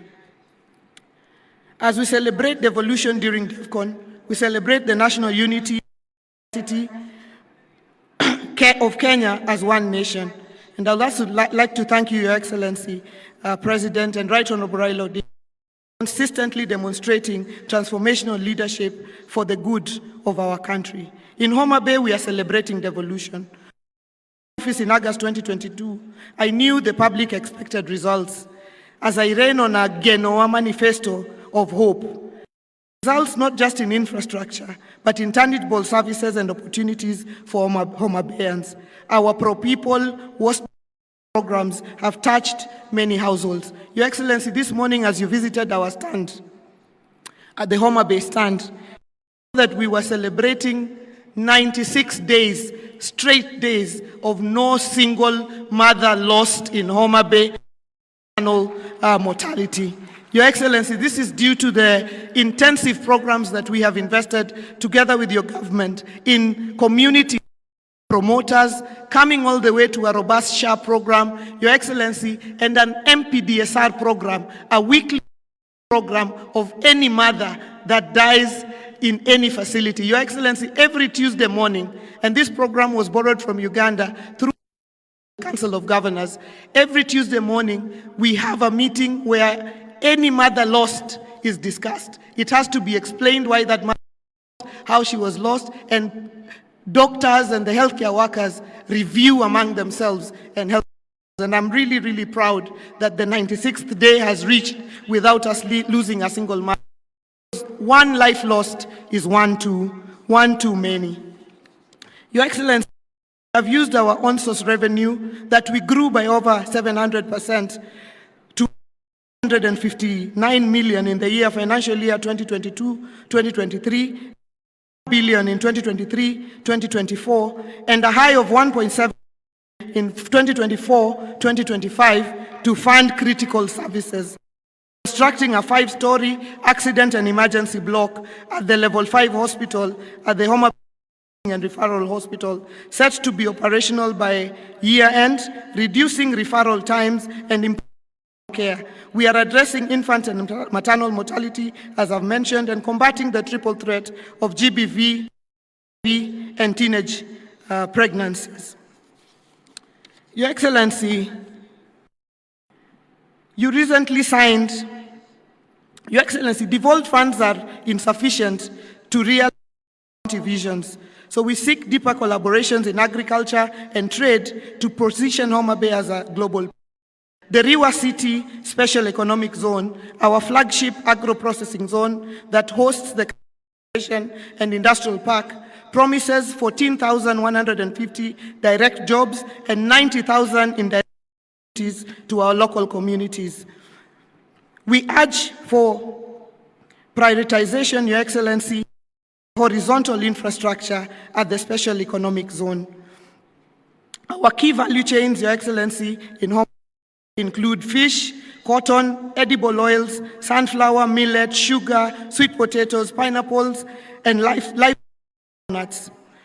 We are pushing our value chains up, and we have seen the growth of production in leaps and bounds in the last 2 years. Your Excellency, you recently signed the partnership agreement for trade with the European Union. With CAIPS and improved productivity of the agricultural value chain, we can enhance the trade volumes. Kenya is trading far lower volumes compared to countries. The answer lies in 50-50 sharing of the agriculture funds. The national government charged with policy should take 50%, leaving 50% to counties to revolutionize agriculture for food security, agro-processing, job creation, and enhancing farmers' incomes, thus fighting poverty. Your Excellency, we need to worry about powering investments like the Riwa Special Economic Zone. The nuclear power project to be implemented in Siaya will be a game changer for the entire region and country. Expected to supply reliable, affordable, and sustainable power for economic growth. We support the nuclear power project's full implementation for the future of the whole region. Nuclear power will support our agro-processing agenda, powering investments and industries that we need for job creation. Distinguished guests, Homa-Bay is a model of devolution's potential. Let me share on 3 critical success factors for our county. One is the unity for the county leadership. You heard the Senator say that we all work together as a team to move our county forward. Second is support of the county assembly. And third, the secret of partnerships, from the national government to development partners, to the private sector, to the civil society. We are a county of partnerships, and we thank all our partners present here today. The story of Homa-Bay is the story of devolution. A little-known county, Mwisho wa Lami, is hosting DevCon. This is the story of each of our 47 counties, and this is the story that we want for Kenya as we engage in the next few days. My apologies, Your Excellency, and have to punish the governors who are not playing too well and made me cheer too.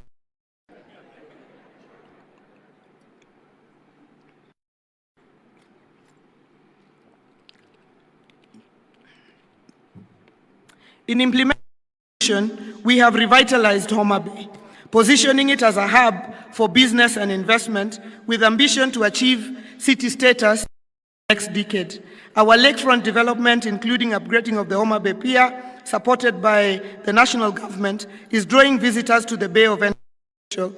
We have strategically relocated our new county headquarters to Arujo, Your Excellency, which you opened this morning. The county headquarters is we have in partnership with the County Pensions Fund, based on Article 207 of the Constitution and our tenant purchase agreement.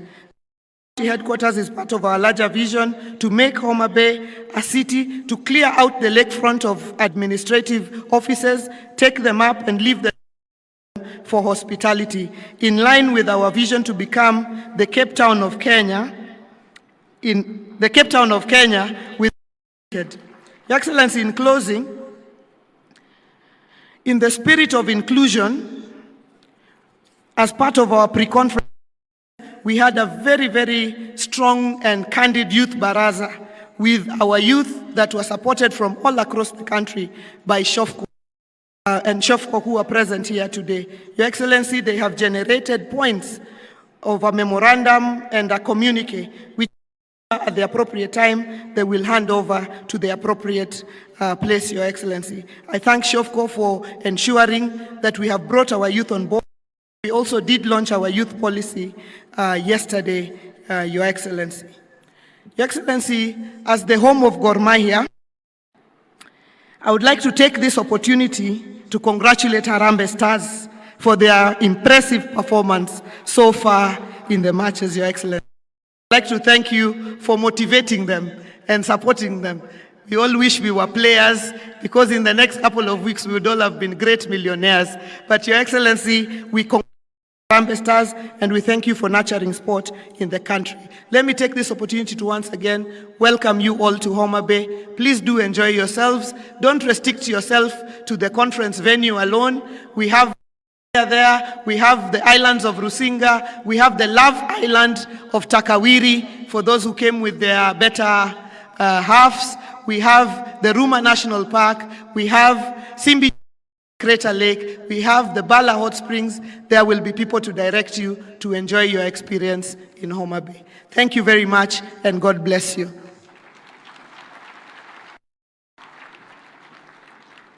Another super applause for our host, Sana Governor Wanga. It's now my honor to invite the our vice chair, who also happened to have been the chairman of the to come and give us a status on action points for the 2023 Devolution Conference and introduce the steering committee. Karibu sana Kaiga. Daktari Kaiga, Governor Nyeri. Thank you very much, our whip, Governor Sang. Your Excellency, Honorable William Samoei Ruto, the President of the Republic of Kenya, the Honorable Amason Kingi, Speaker of the Senate, Excellency Governors and Deputy Governors, Cabinet Secretaries, Honorable Members of the Senate and National Assembly, representatives of national commissions and independent offices, leaders of Homa-Bay County and the Greater Nyanza region, ambassadors and high commissioners, principal secretaries, county assemblies, all national government and county government representatives, private sector and representatives and development partners, international delegates, distinguished ladies and gentlemen, good afternoon. On behalf of the entire 2025 Devolution Conference Steering Committee, I take this opportunity to welcome Your Excellency, President William Ruto, to the 9th Devolution Conference and the 2nd Biannual Conference. I also take this opportunity to extend a warm welcome to my fellow governors who are present with their deputies and respective counties. Your immense support to make Devolution Conference 2025 a reality is appreciated. To all the National Executive representing this conference, your presence in Homa-Bay County is proof that Kenya's devolved system of governance is consultation, cooperation, collaboration, and coordination. I know that the legislature at both levels of government is here too. Your voices in the anticipated discussions will be crucial, since for us to entrench equity, inclusion, and social justice, the power must be distributed to the lowest levels and reach the most vulnerable of populations. Your Excellency, this year, the participation of the civil society organizations has been much more than previous conferences. This was deliberate. This event can begin to be more inclusive. I am confident that this year many diverse voices will be heard and that our will capture varied resolutions and bring more institutions at the implementation table. At this time, allow me, Your Excellency, to recognize the team that led the preparations of this year's conference. Kindly, when I mention your name, wherever you are, just stand, and I will ask the auditorium to clap for you. The esteemed steering committee was chaired by myself, and its membership comprised of Governor Gladys Wanga, Senator Catherine Muma, thank you, Senator Beatrice Ogola, the Principal Mr. Michael Enasalon, the Honorable Chege Mwaura, Secretary General of the County Assemblies Forum, Ms. Gloria Wawera, Chief Executive Officer of the National Council, Youth Council, and Mr. Tom Were of ACT.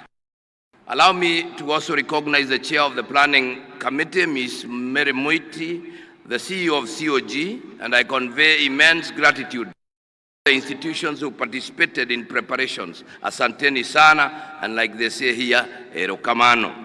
Your Excellency, it will be, I don't mention that the conference was planned, executed fully by our indomitable staff at the Council of Governors, and I appreciate all. Distinguished ladies and gentlemen, it is my privilege to deliver this progress report on behalf of governors regarding the implementation of the communique adopted at the first biannual Devolution Conference held between the 15th to the 19th August in Uasin Gishu County under the theme 10 years of devolution, the present and the future. I will highlight just in implementation of the 2023 resolutions. First is the coordination in project and program implementation. Your Excellency of the Deputy President is working with ministries, departments, and agencies to synchronize the interventions of different government entities to eliminate duplication and enhance efficiency. The Presidential Economic Transformation Secretariat, the PETS, has undertaken a comprehensive review across all sectors to align them with national priorities. The synchronization and identification of these projects to the ward level has great silos and enhanced coordination. Automation and digitalization of services was the second one, and county governments have automated services in areas. Murang'a, Kisumu, Makueni and counties have fully automated their services, while other counties have partially done. The e-citizen has brought together over 16,000 government services, and this comprehensive integrates services from more than 100 ministries, counties, departments, streamlining access for citizens and residents across Kenya. The third one was own source revenue, collected Kenya shillings 58.95 billion in the financial year 2023-24, which is 72.5% of their target, the highest revenue performance in 11 years. 10 counties surpassed their OSR targets financial year 2023-24. All the 47 counties are currently automating their revenue systems to enhance transparency, breakages in revenue collection. On number 5, which is transfer of county functions, the unbundled functions were gazetted notice number 219 dated 16th December 2024. What remains pending is the costing process, which will pave way for adequate resourcing of county functions. On legislation of land and bridging the gender gap in land ownership, the National Land Information System, dubbed Adisasa, was successfully rolled out in Nairobi County, Mombasa Island and Mombasa County, and some parts of Murang'a County. Governments have also established land information management systems like Kajiado, Makueni, and Murang'a counties. The Adi Haki Mob app in Taita County and the mobile-based reporting tool in Kakamega County are some of the innovative interventions implemented within the 2-year period to get real-time data on women's land tenure issues. Kakamega, Busia, and Mombasa counties, in partnership with Athi kwa Kina Mama, AKMA project led by We Effect, implemented a project aimed at women's access to land rights by establishing safe spaces for grassroots land rights defense reporting period. And the other one is strengthening primary health care and community health services. 227 primary care networks are, and the National Treasury has included the community health promoter stipends in the additional allocations to county governments from national government's share revenue in the financial year 2024-25. The Cabinet Directive of 21st January mergers of health programs to avoid duplication, and we thank you, Your Excellency. We are creating a conducive environment for the out business. The government has developed the Creative Economic Support Bill 2024 and is currently at the participation stage. Further, to boost local talent and earning, Nairobi County has initiated programs to support artists and content creators, providing affordable access to public spaces for performance and exhibitions. This includes subsidized fees and streamlined permit process. Street photography and street dancing are now permitted. Mombasa County, on the other hand, has several care hubs, including the Mombasa Innovation Hub, Swahili Port Hub, Jukwa Arts, among others. On forestry and tree growing, the Ministry of Environment, Climate Change and Forestry has undertaken mapping of both tree and forest cover in the country to inform the tree growing targets of achieving 30% by 2032. Ladies and gentlemen, I applaud all stakeholders and partners who facilitated the full implementation of the 2023 communique. Any ongoing efforts must be concluded. The full matrix containing the status of all the 2023 solutions can be accessed at the Marifa Center, the knowledge hub for COG.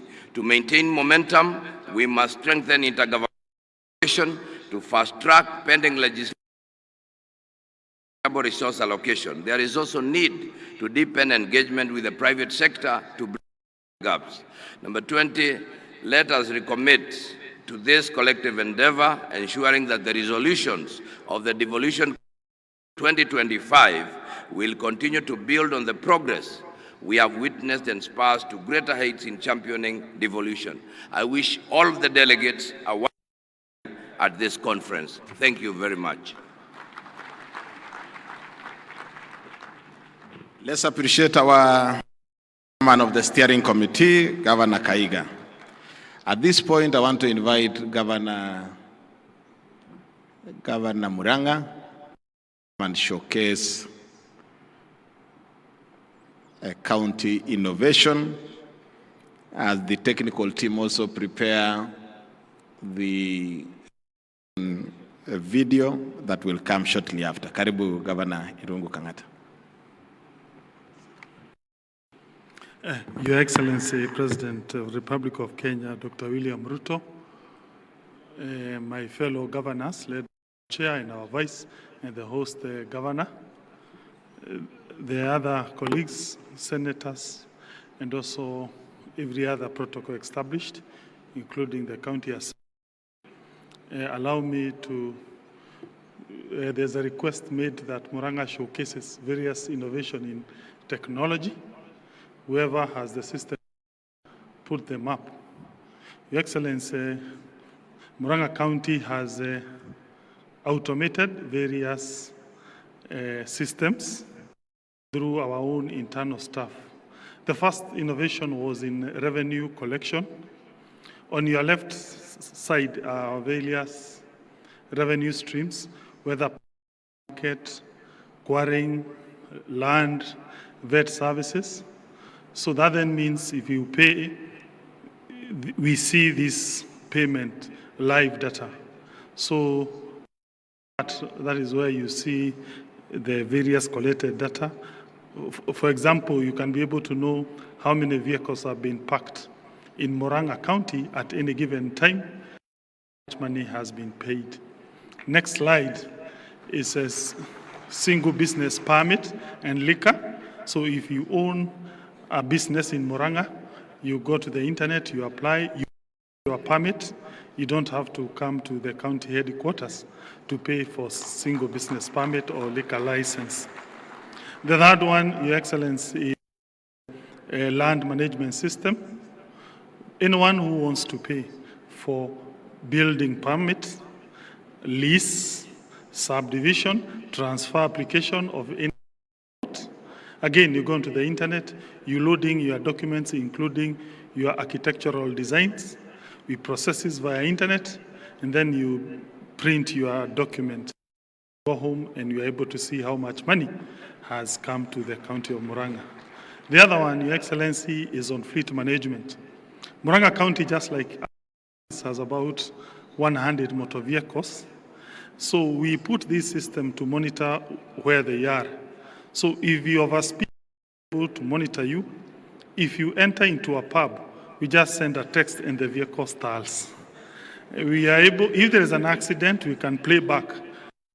You are on the right track, you are overspeeding, and we are able to get that evidence. This has led to the reduction of number of accidents and also improved drivers' behavior.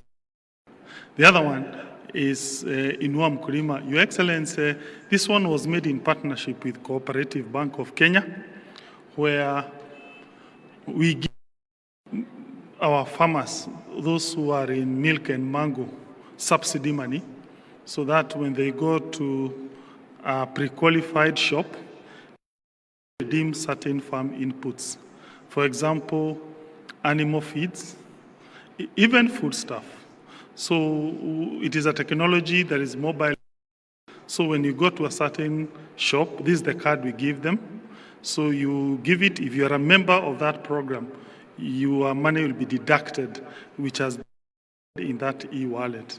That supports milk and mango value chains in Muranga.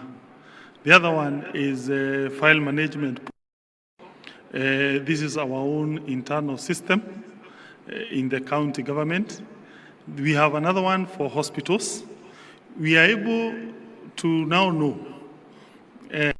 patients are visiting our health facilities at any given time. We have about 150 facilities. So, for instance, now you can see we have 487 patients now. In the middle part, that is the diseases that have taken them there. At the end, they paid us today, whether by M-Pesa or SHA claims, This system was made together with the Ministry of Health, and I thank Mr. Jared because he's currently in all 157 medical facilities. Allow me to end there because there are many, but just to give what are the downside or the problems we encounter. Number one is unstable internet.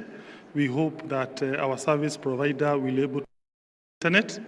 Secondly is unstable power. We have been compelled to now solarize our health facilities so that when we have a problem with the grid, our systems continue functioning. Thank you.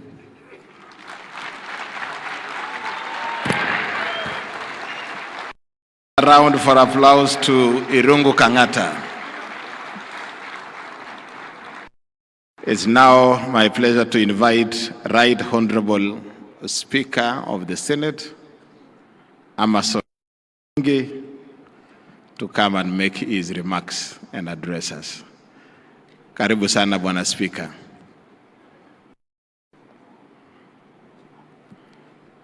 And he will also have the opportunity to introduce the members of Parliament and the National Assembly present.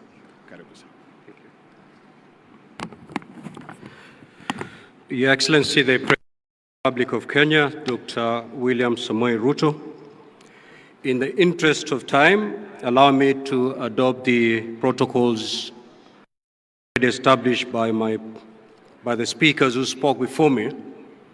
Your Excellency, before I make my brief remarks, allow me to introduce the team from the Senate, and I hope my eyesight won't fail me.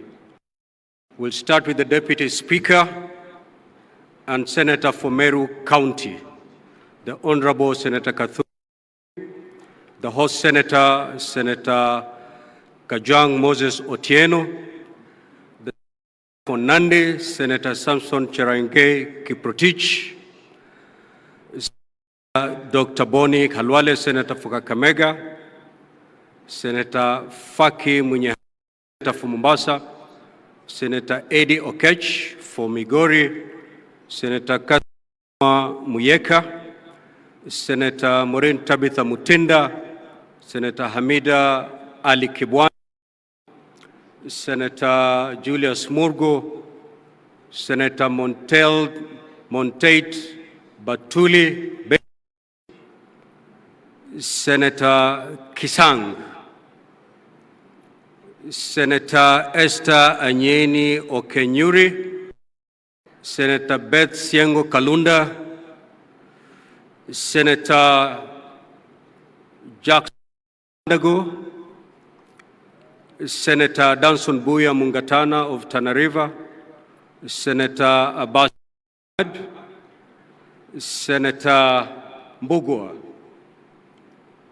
Those are the senators with us here today. Further, Your Excellency, before I make my short remarks, I have been given a request that I should place before you. With your generosity, Your Excellency, that has been witnessed by Kenyans for the past couple of weeks, where you extended some appreciation to the Homa-Bay Stars for every match that they win. The Senate team, having beaten the governors,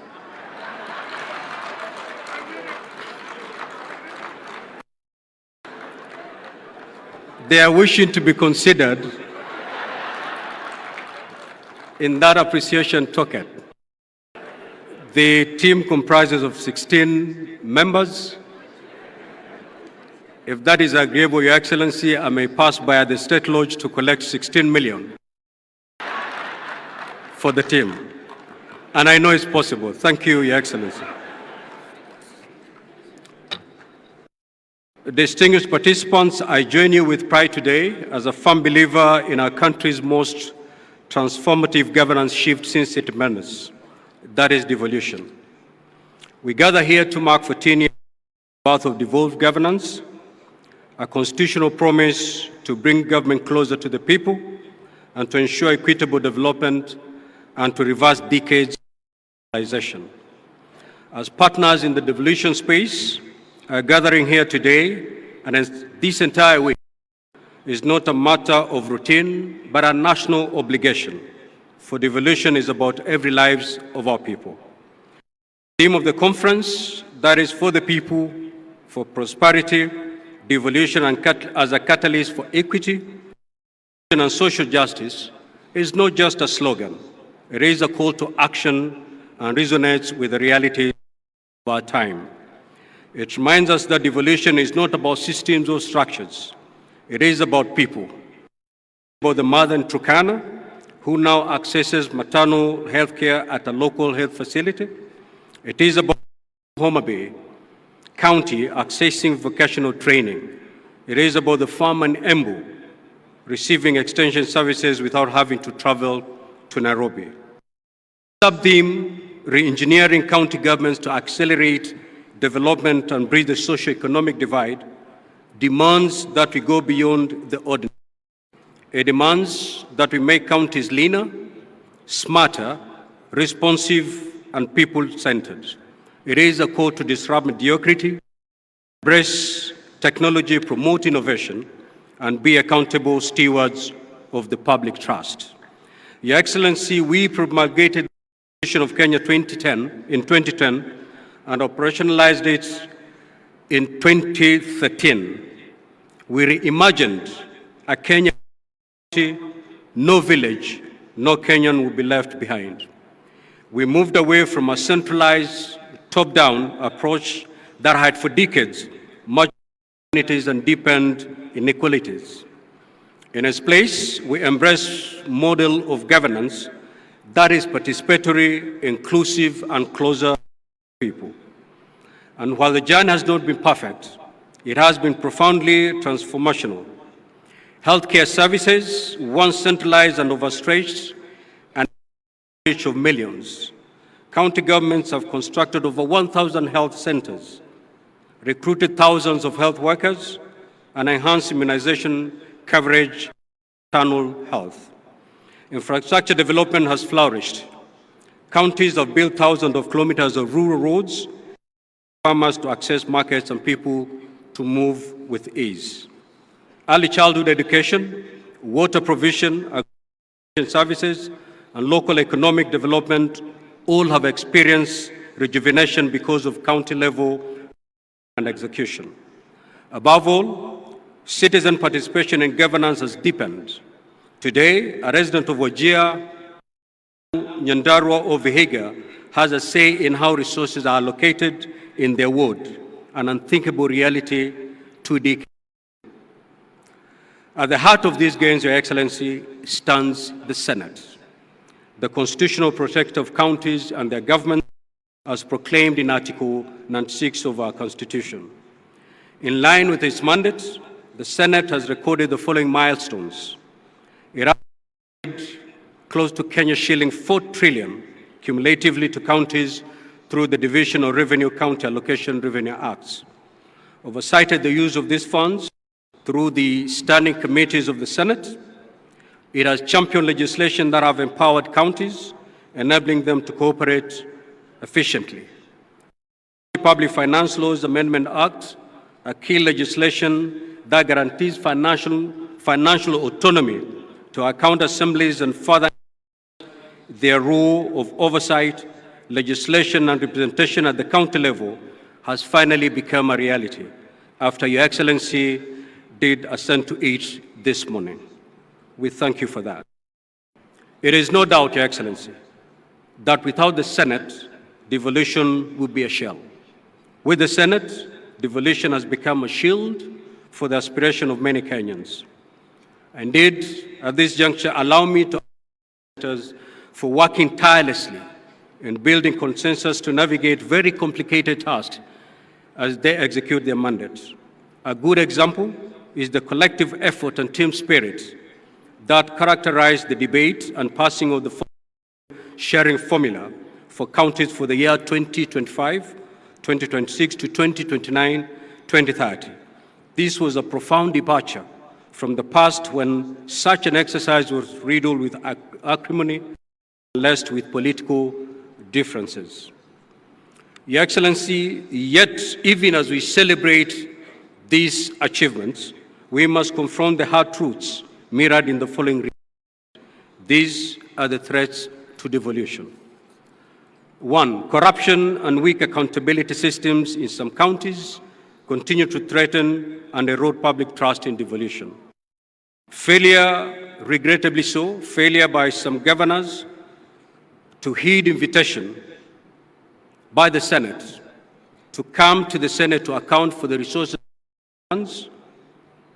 not only erodes the good working relationship within the devolution family, but also is detrimental to the goals of devolution. Regrettably, Your Excellency, we have seen cases where Senate committees have had counter hostilities when they visit counties in exercise of the oversight mandate. Very regrettable. Duplication of rules and power structure and county governments undermine efficiency and cooperative governance. Inadequate on-source revenue mobilization by counties has left them over-dependent on the exchequer, limitation and self-reliance. Wrangles within the county assemblies, which sabotages work delivery. Your Excellency, a case in point is the of Nyamira, where at some point we had 2 county assemblies, 2 clerks and 2 speakers.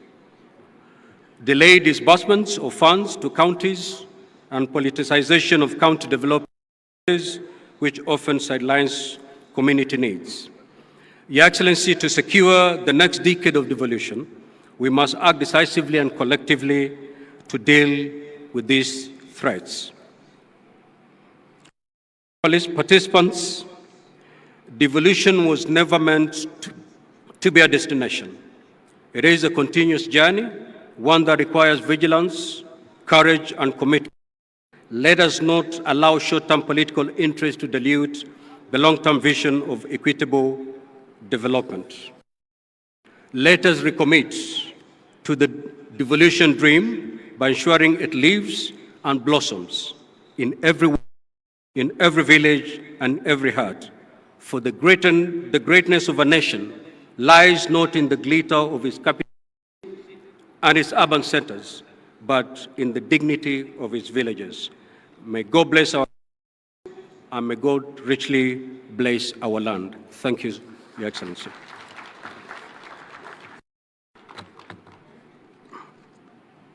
Tumpigie makofi Bwana Speaker. I now want to invite our chair, FCPA Mohamed Abdullahi, to come and make and in turn invite His Excellency the President. Karibu Bwana Chairman. Tumpigie makofi Bwana Chairman.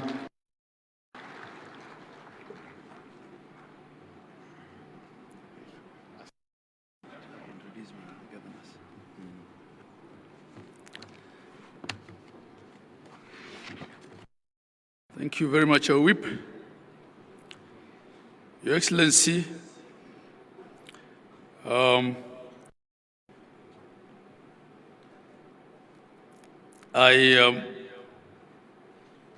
will ride on the protocols already observed before me, but I just want to, before my speech, ask the deputy governors, because I think other groups have been asked to, have been appreciated, to also stand so that we know the deputy governors who are here. We can appreciate you in totality, deputy governors. Much, please, let's appreciate our deputy governors who are here. Your Excellency, when my sister was here, Gladys Wanga, host governor, I think because of the small element of stage fright that we all have and the fact that we're putting her under pressure to save on time, she introduced her deputy governor. I think he also didn't stand up when the other leaders stood up. So on her behalf, I apologize and recognize and appreciate the deputy governor of Oyugi Magwaga. Your Excellency, I also want to the presence of our CS Opio Wandai. See, as you can just stand up. Now, with that, Your Excellency, because not all governors will have an opportunity to come and stand up here, I'll be the last one speaking. I want to ask all the governors to stand up. Excellency governors, host governor, she stood and spoke. My vice chair was also here, Dr. Mutahi Kahiga. Our WIPOS, our MC here, Steve Sang. Then we have my immediate former boss. She's Chair Emeritus, Governor of Kirinyaga. We have the Governor of Tharaka Nithi, Governor Muthomi Njuki, Governor His Excellency Ochilo Ayako of Migori, Governor Nadhif Adam Jama of Governor Kiarie Badlisha of Nyandarua, Governor Mohamed Khalif Mandera, Speaker Emeritus, Governor of Bungoma Kenneth Lusaka, national colleague FCPF Fernandez Barasa, Governor of Kakamega, Governor of Busia County, Governor Patrick Olentutu of Narok, Ahmed Ali, Marsabit County, Governor Orengo James, Siaya County, Professor Hilary Barchok of Bomet, Governor and Benjamin Cheboy of Baringo County, our sister Governor Ses Limbarire of Embu, Governor Amos Nyaribo, Nyamira, and Governor and Kachapin of West Pokot. Oh yes, Governor Wilba Otichilo, Vihiga, Governor Julius Malombe, Kitui, Governor James Irungu of Laikipia, and Governor Kangat, who was here with some innovation a while back. I thank you all, Your Excellency. Your Excellency, the President of the Republic of Kenya, Dr. William Samoei Ruto, Your Excellency, the Right Honorable Amos Kingi, Speaker of the Senate, all the governors here present,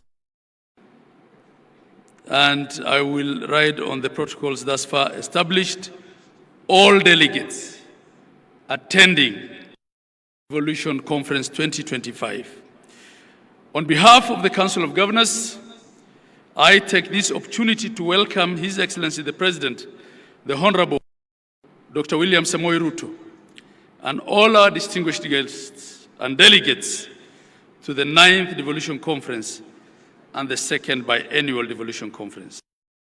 As they say here in Homa-Bay County, Warwako Uduto. All welcome. This year, our discussions will focus on 3 key themes of equity, inclusion, and social justice. In the past, our country has witnessed citizen protests triggered by, among others, the finance bill, youth unemployment issues, and governance concerns. The continent and the world watched as our young people, popularly known as the Gen Zs, marched in major states of the country, demanding for their voices to be heard. It's sad, of course, also that they were politically infiltrated. Indeed, the theme of the conference, for the people, for prosperity, for the people, for prosperity, devolution as a catalyst for equity, inclusion, and social justice, is meant to spur deep conversations on how governments can position themselves as the implementers and champions of these 3 democratic tenets of inclusion, equity, and social justice. This year, as we host the conference, with a difference, the addition of side events that will be hosted by a myriad of partners, including government agencies, civil society organizations, the private sector, and development partners, will bring us voices as possible to the conversation. I invite all the delegates to carefully peruse the program and purpose to attend the side events which will run of the conference. I'd like to sincerely thank the team that led to the preparations of this year's conference, all the members of the esteemed steering committee, which traditionally, Your Excellency, is chaired by the Vice Chair of the Council. This year it was chaired by Dr. Iga, my Vice. I'd also like to acknowledge the Planning Committee led by the CEO of Council. They go through sleepless nights to deliver to 12,000 delegates, Asanteni sana. I'd also like to recognize the presence of our international delegates this year. We have guests joining us from different parts of the world. Also, they were represented on top here by the Jospong group of Ghana, who are displaying waste management. 2010, Your Excellency and distinguished delegates, Kenya has promulgated a new constitution for themselves, containing regarded as one of the most radical shifts in governance the world has ever seen. Some have called the format of the devolution experimental.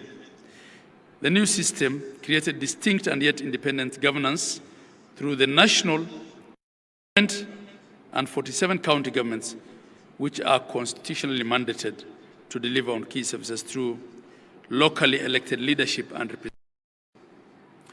We are all in agreement, all of us here, that devolution, notwithstanding its challenges, real and perceived, remains an exemplary case of meaningful reform and the best gift that Kenyans accorded themselves in 2010. The main purpose of devolution was creating units that would secure equitable distribution of development, that every Kenyan is then guaranteed a dignified and a quality life with access to public goods such as healthcare, water, housing, food, and transport at the local level. Creation of administrative units beyond the county governments in wards, villages, and planning committees is further meant that the communities are heard and that the citizens' needs are met no matter where they are in Kenya. Article 174 of our captures this very succinctly by laying out the objects and the purpose of devolution. And there are 9 of them, and they include, among others, promote democratic and accountable exercise of power to foster national unity and recognize diversity. I'll not read all of them, but you can refer to Article 174. And in Article, Your Excellency, it's only one, really, and the object explicitly refers to economic development under F, which says social and economic development and the provision of proximate, easily accessible services throughout Kenya. So through devolution, we were dealing with development, dealing with equity and social justice that is uniform across Kenya. From the above, ladies and gentlemen, the architect of the Constitution anticipated that devolution would not only be concerned with economic development, but it will also foster national unity, democratic political inclusion, and facilitate the decentralization of power, responsibilities, and resources, all aimed at decision-making and services closer to the people. The establishment of the devolved governments was thus an ambitious way as a country of reversing centralization as a basis of both political and economic development. It is both an economic imperative, is an economic imperative, but I believe it was a political settlement. Devolution is indeed the truest progressive definition of bottom-up social, economic, and political transformation. 12 years Go, Your Excellency, under the first election, under the new constitutional dispensation of 2010, we set up the first cycle of county governments. We ushered in county governments. And these governments, unlike the former local authorities, were created through the statutes. They had constitution. They were established in line with the constitution, and they enjoy both institutional and financial safeguards directly from the supreme law of the land.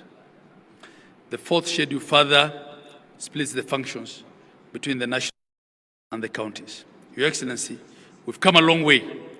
At the Council of Governors, we appreciate that 2014, on the 16th of December, you unbundled through a Gazette notice more functions and component of functions.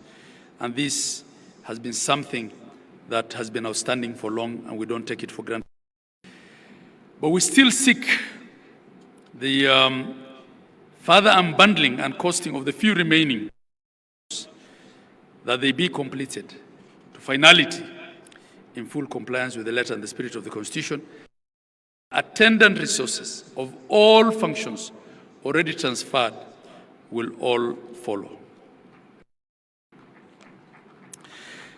As I make this speech, Your Excellency, I'm a second-term governor, having served in the first cohort of the first phase of between 2013 and 17. In my view, devolution, again I say, has come a long way. The journey has been easy. We've had policy, legal, and administrative challenges that have threatened the very foundation.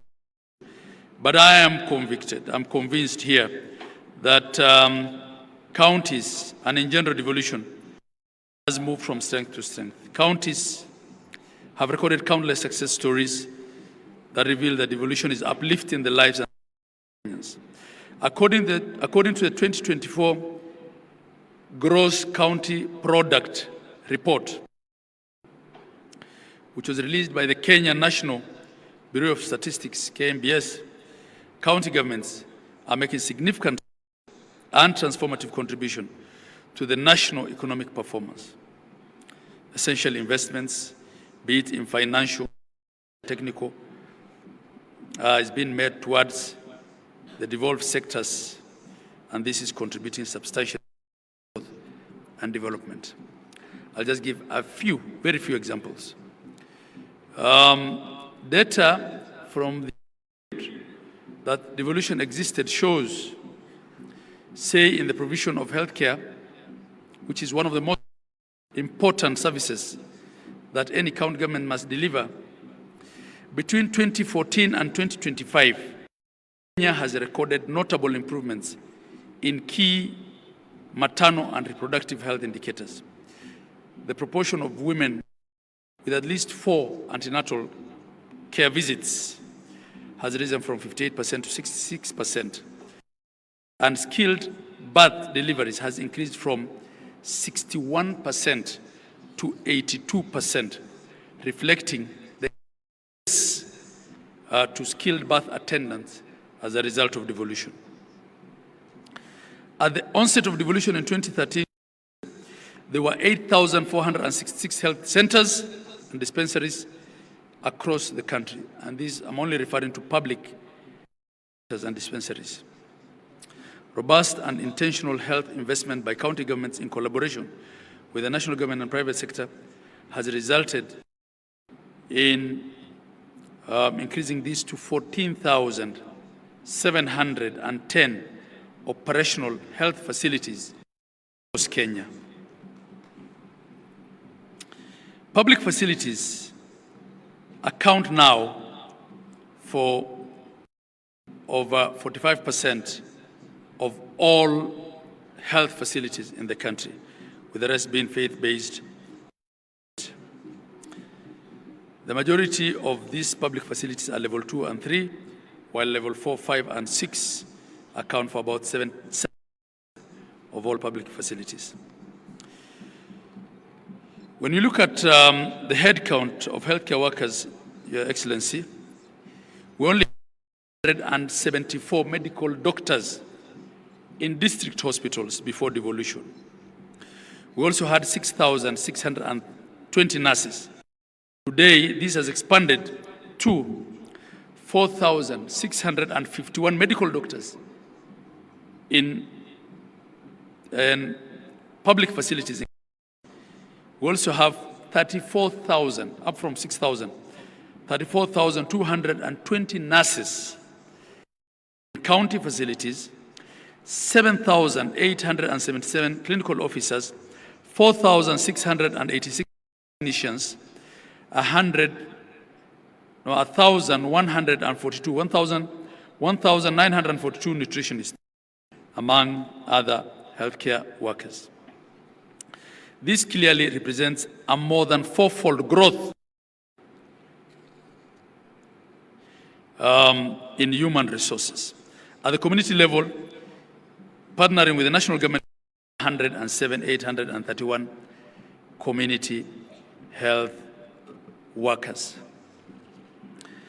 And Your Excellency, in agriculture, where we now have 6.5 million farmers registered, as opposed to 5,000 in 2016. We can give examples. In ECD,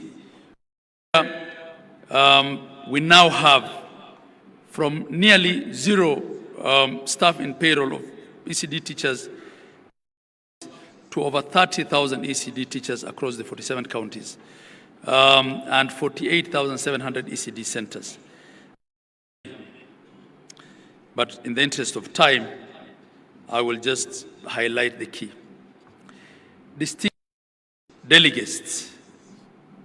delegates, ladies and gentlemen,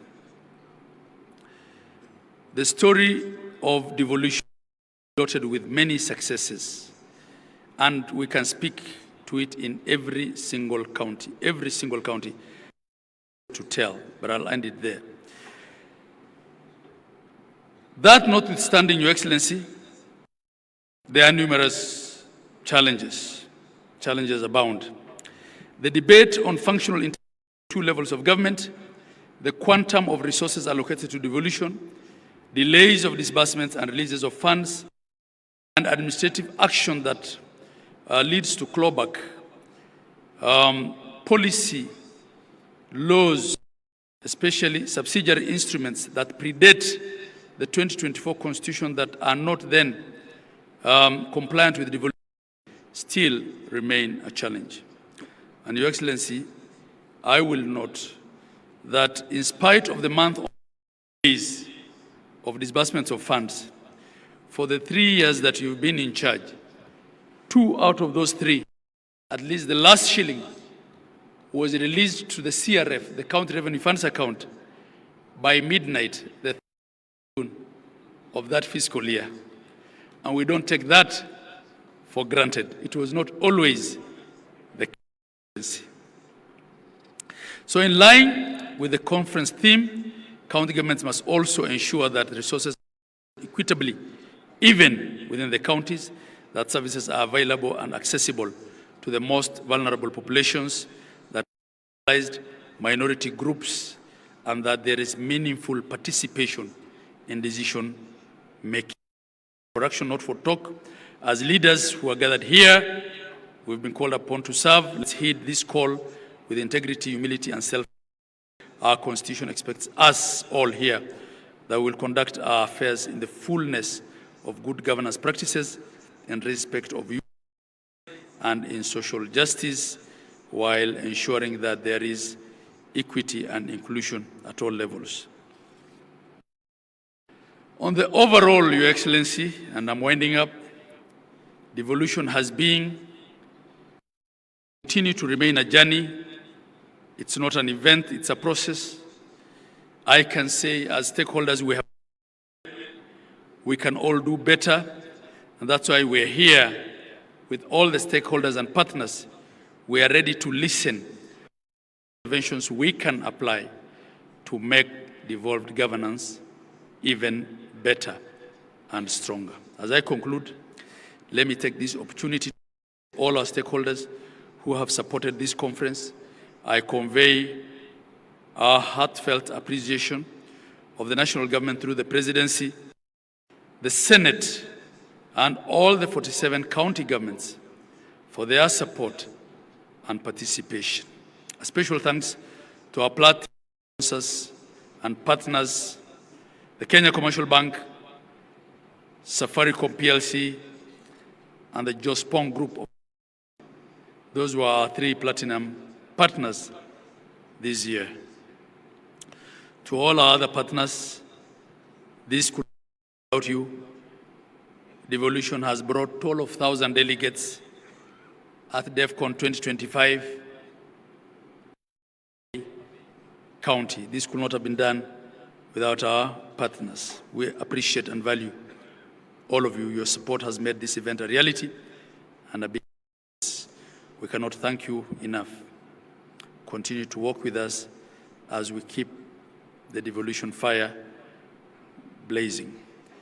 I wish you all fruitful discussions in the coming days of the conference. It is now my duty and pleasure to invite His Excellency, the President of the Republic of Kenya, the Honorable Dr. William Samoei Ruto, to come and officially open Devolution Conference 2025. Thank you, and God bless you all. Thank you very much, Your Excellency.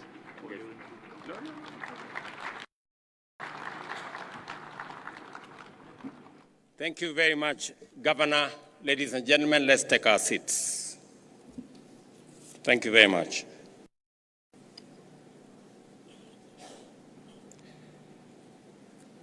Your Excellencies, honorable members, distinguished ladies and gentlemen, good afternoon.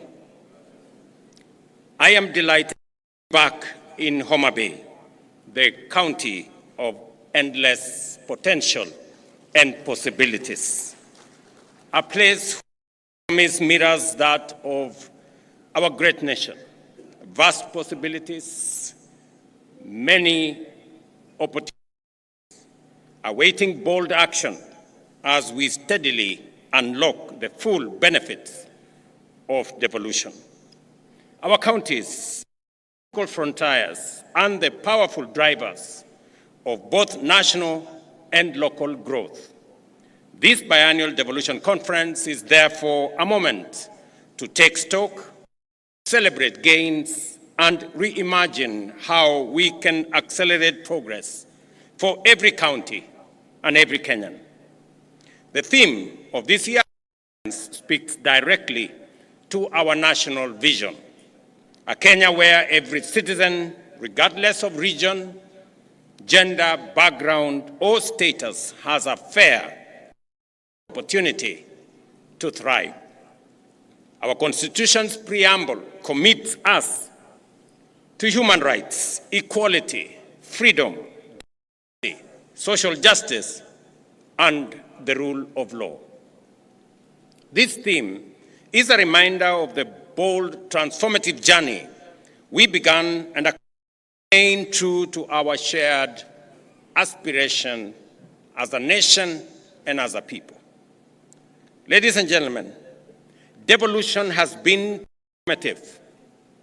It has fostered equity by distributing resources fairly and addressing historical imbalances.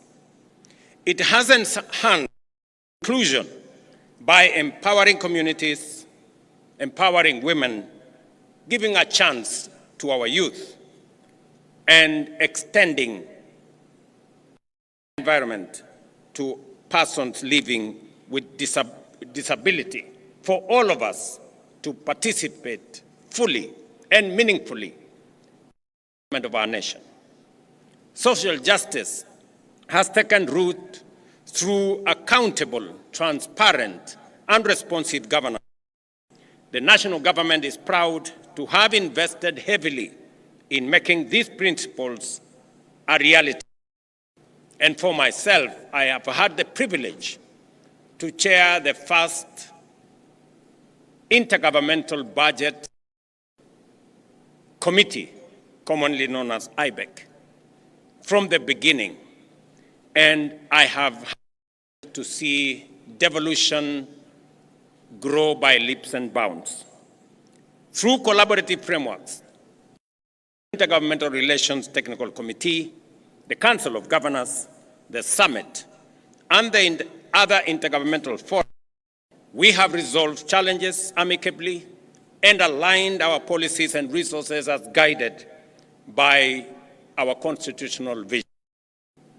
From the very first day of my administration, I affirmed that devolution is not merely a constitutional provision, it is the ground jewel of our democratic governance and the proudest achievement of the people of Kenya in the decision-making process.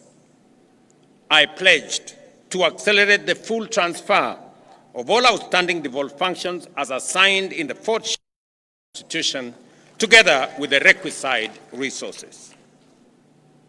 This commitment was formalized during the National and County Government Coordinating Summit held at State House, Nairobi, on the 16th of December 2024, as by the earlier speakers.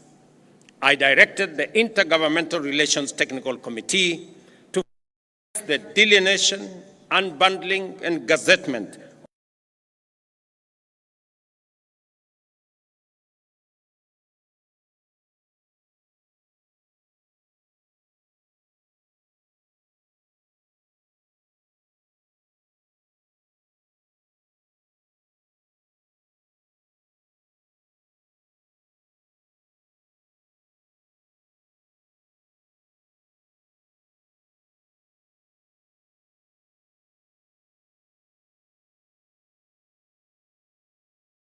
that hampered and fueled intergovernmental disputes.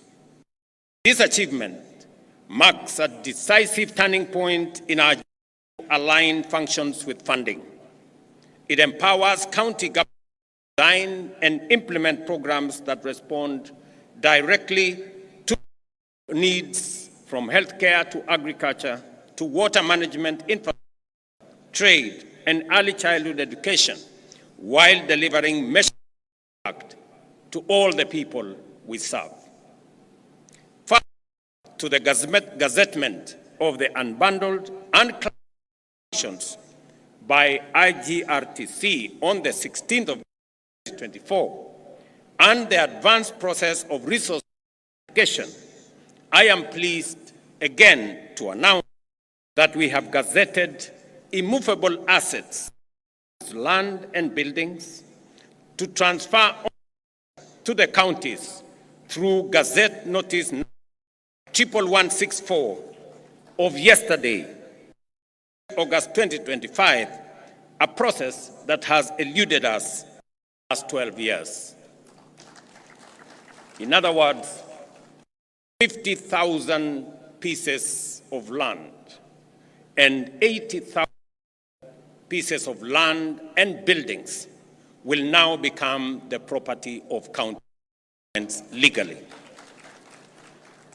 This morning, in a demonstration of our commitment to devolution, I signed into law two landmark pieces of legislation: the County Public Finance Law Amendment Bill of 2023 and the Calculation of Revenue Bill 2025. These laws set the place and the principle of horizontal revenue sharing among counties and consolidate the place of assemblies, while clearly defining the responsibilities of both county and national governments. Let me say this, that I had the honor in Homa-Bay to finally guarantee by law the rights of our county assemblies. This is a commitment that I made. This is an engagement that I did with the county speakers of the assemblies, and it was a merited request. I ask that the same way we have independence of the at the national level, we must also have independence of the legislature at the county level. I now ask the counties to effectively undertake their responsibilities, effectively oversight, efficiently legislate to perform their mandate, and also represent the people who elected. With this new mandate, with this new independence, the county's assemblies now have no reason, nor excuse not to do what they have been mandated by the Constitution effectively. Under the division of 2025, we have allocated an unprecedented shillings 415 billion to counties, nearly 3 billion more than last year's allocation. The Allocation of Revenue Act 2025 distributes equitable share among the 47 counties in strict adherence to the revenue sharing formula set out in Article 117 of our Constitution. And again, today marks a turning point. We are using a new revenue sharing formula, again marking another historic step. This is the first allocation, as I have said, to apply the full determination of the basis for division of revenue approved by Parliament this year. This is not money. It is a stronger foundation for counties to develop and transform people's lives. Ladies and gentlemen, despite operating within a tight fiscal space, the government has honored its commitment to timely disbursements, clearing all balances owed to counties just ended financial year. This ensures counties have the fiscal capacity, institutional infrastructure, and human resources necessary to deliver on their expanded mandates effectively. Again, to report, yesterday, the 12th, the National Treasury released resources for July this year as part of the commitment that we had made to our counties. In just 12 years since the birth of Devolution, we transferred a total of 4 trillion Kenya shillings to counties. Every corner of Kenya now has a functional government, closer to the people than ever before. The results are evident. New tarmac roads in villages, maternity wings in rural hospitals, and innovative programs changing lives at the grassroots. Investments, ladies and gentlemen, are the lifeblood of economic transformation. They inject capital, generate employment, and unlock local potential. Nowhere is this more true than our counties. Under our bottom-up economic transformation agenda, we are working with counties with one bankable, high-impact value chain in every county, from fish processing here in Homa-Bay to leather in and textiles in Kitui. This is about turning local potential into jobs, incomes, and assets. The Government of Kenya, through the Ministry of Investments, Trade and Industry, is developing investment procedures for key priority sectors. This will serve as strategic tools to highlight, showcase value propositions, and support investment locally in our counties and internationally as well. We already completed the initial 4 sector packages: leather, business processing, e-mobility, and textile and apparels. By supporting end-to-end value chain ecosystems, we will increase local incomes, enhance food security, create jobs for us, and position counties as net exporters. Yet progress, again, ladies and gentlemen, is, and the full promise of equity remains in progress. This conference must be a turning point, not only for celebration, but for honest reflection and decisive action. To unlock the full potential of devolution, we must strengthen capacity in our counties by building the skills, expertise, and employing technology needed for effective service. Excellencies, while we may not have all the resources we desire, we have enough to deliver meaningful service to our. Let me repeat that. While we have all the resources we desire, we have enough to deliver meaningful service to our people. Our greatest challenge is not the inadequacy of resources, but how we utilize what we have. The questions we need to ask ourselves: are we directing resources to the right purposes? Are we deploying them efficiently? How much is lost and corruption? And what concrete measures are we putting in place to seal leakages, curb misuse, and enhance efficiency? These are questions we must confront with candor, courage, and urgency. Without a doubt, we need to answer these questions as leaders. And I listened very carefully to the statements that have been made here by the earlier speakers, by the chair of the Council of Governors, by the Speaker of the Senate, and we all must be honest about ourselves and about what we are doing. And we must agree that the resources that are availed by the people of Kenya are meant for delivering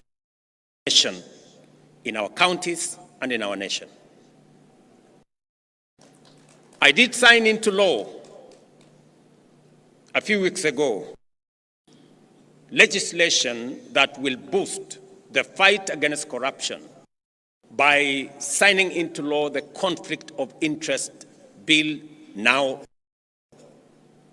I do expect that agencies charged with making sure that there is accountability at all levels of government take up their role as efficiently, as with accountability as the law and the mandates them. The EACC must take up their role. I have made it absolutely clear to the chair of the Anti-Corruption Commission, to the CEO of the Anti-Corruption Commission, that there will be no sacred cows. There will be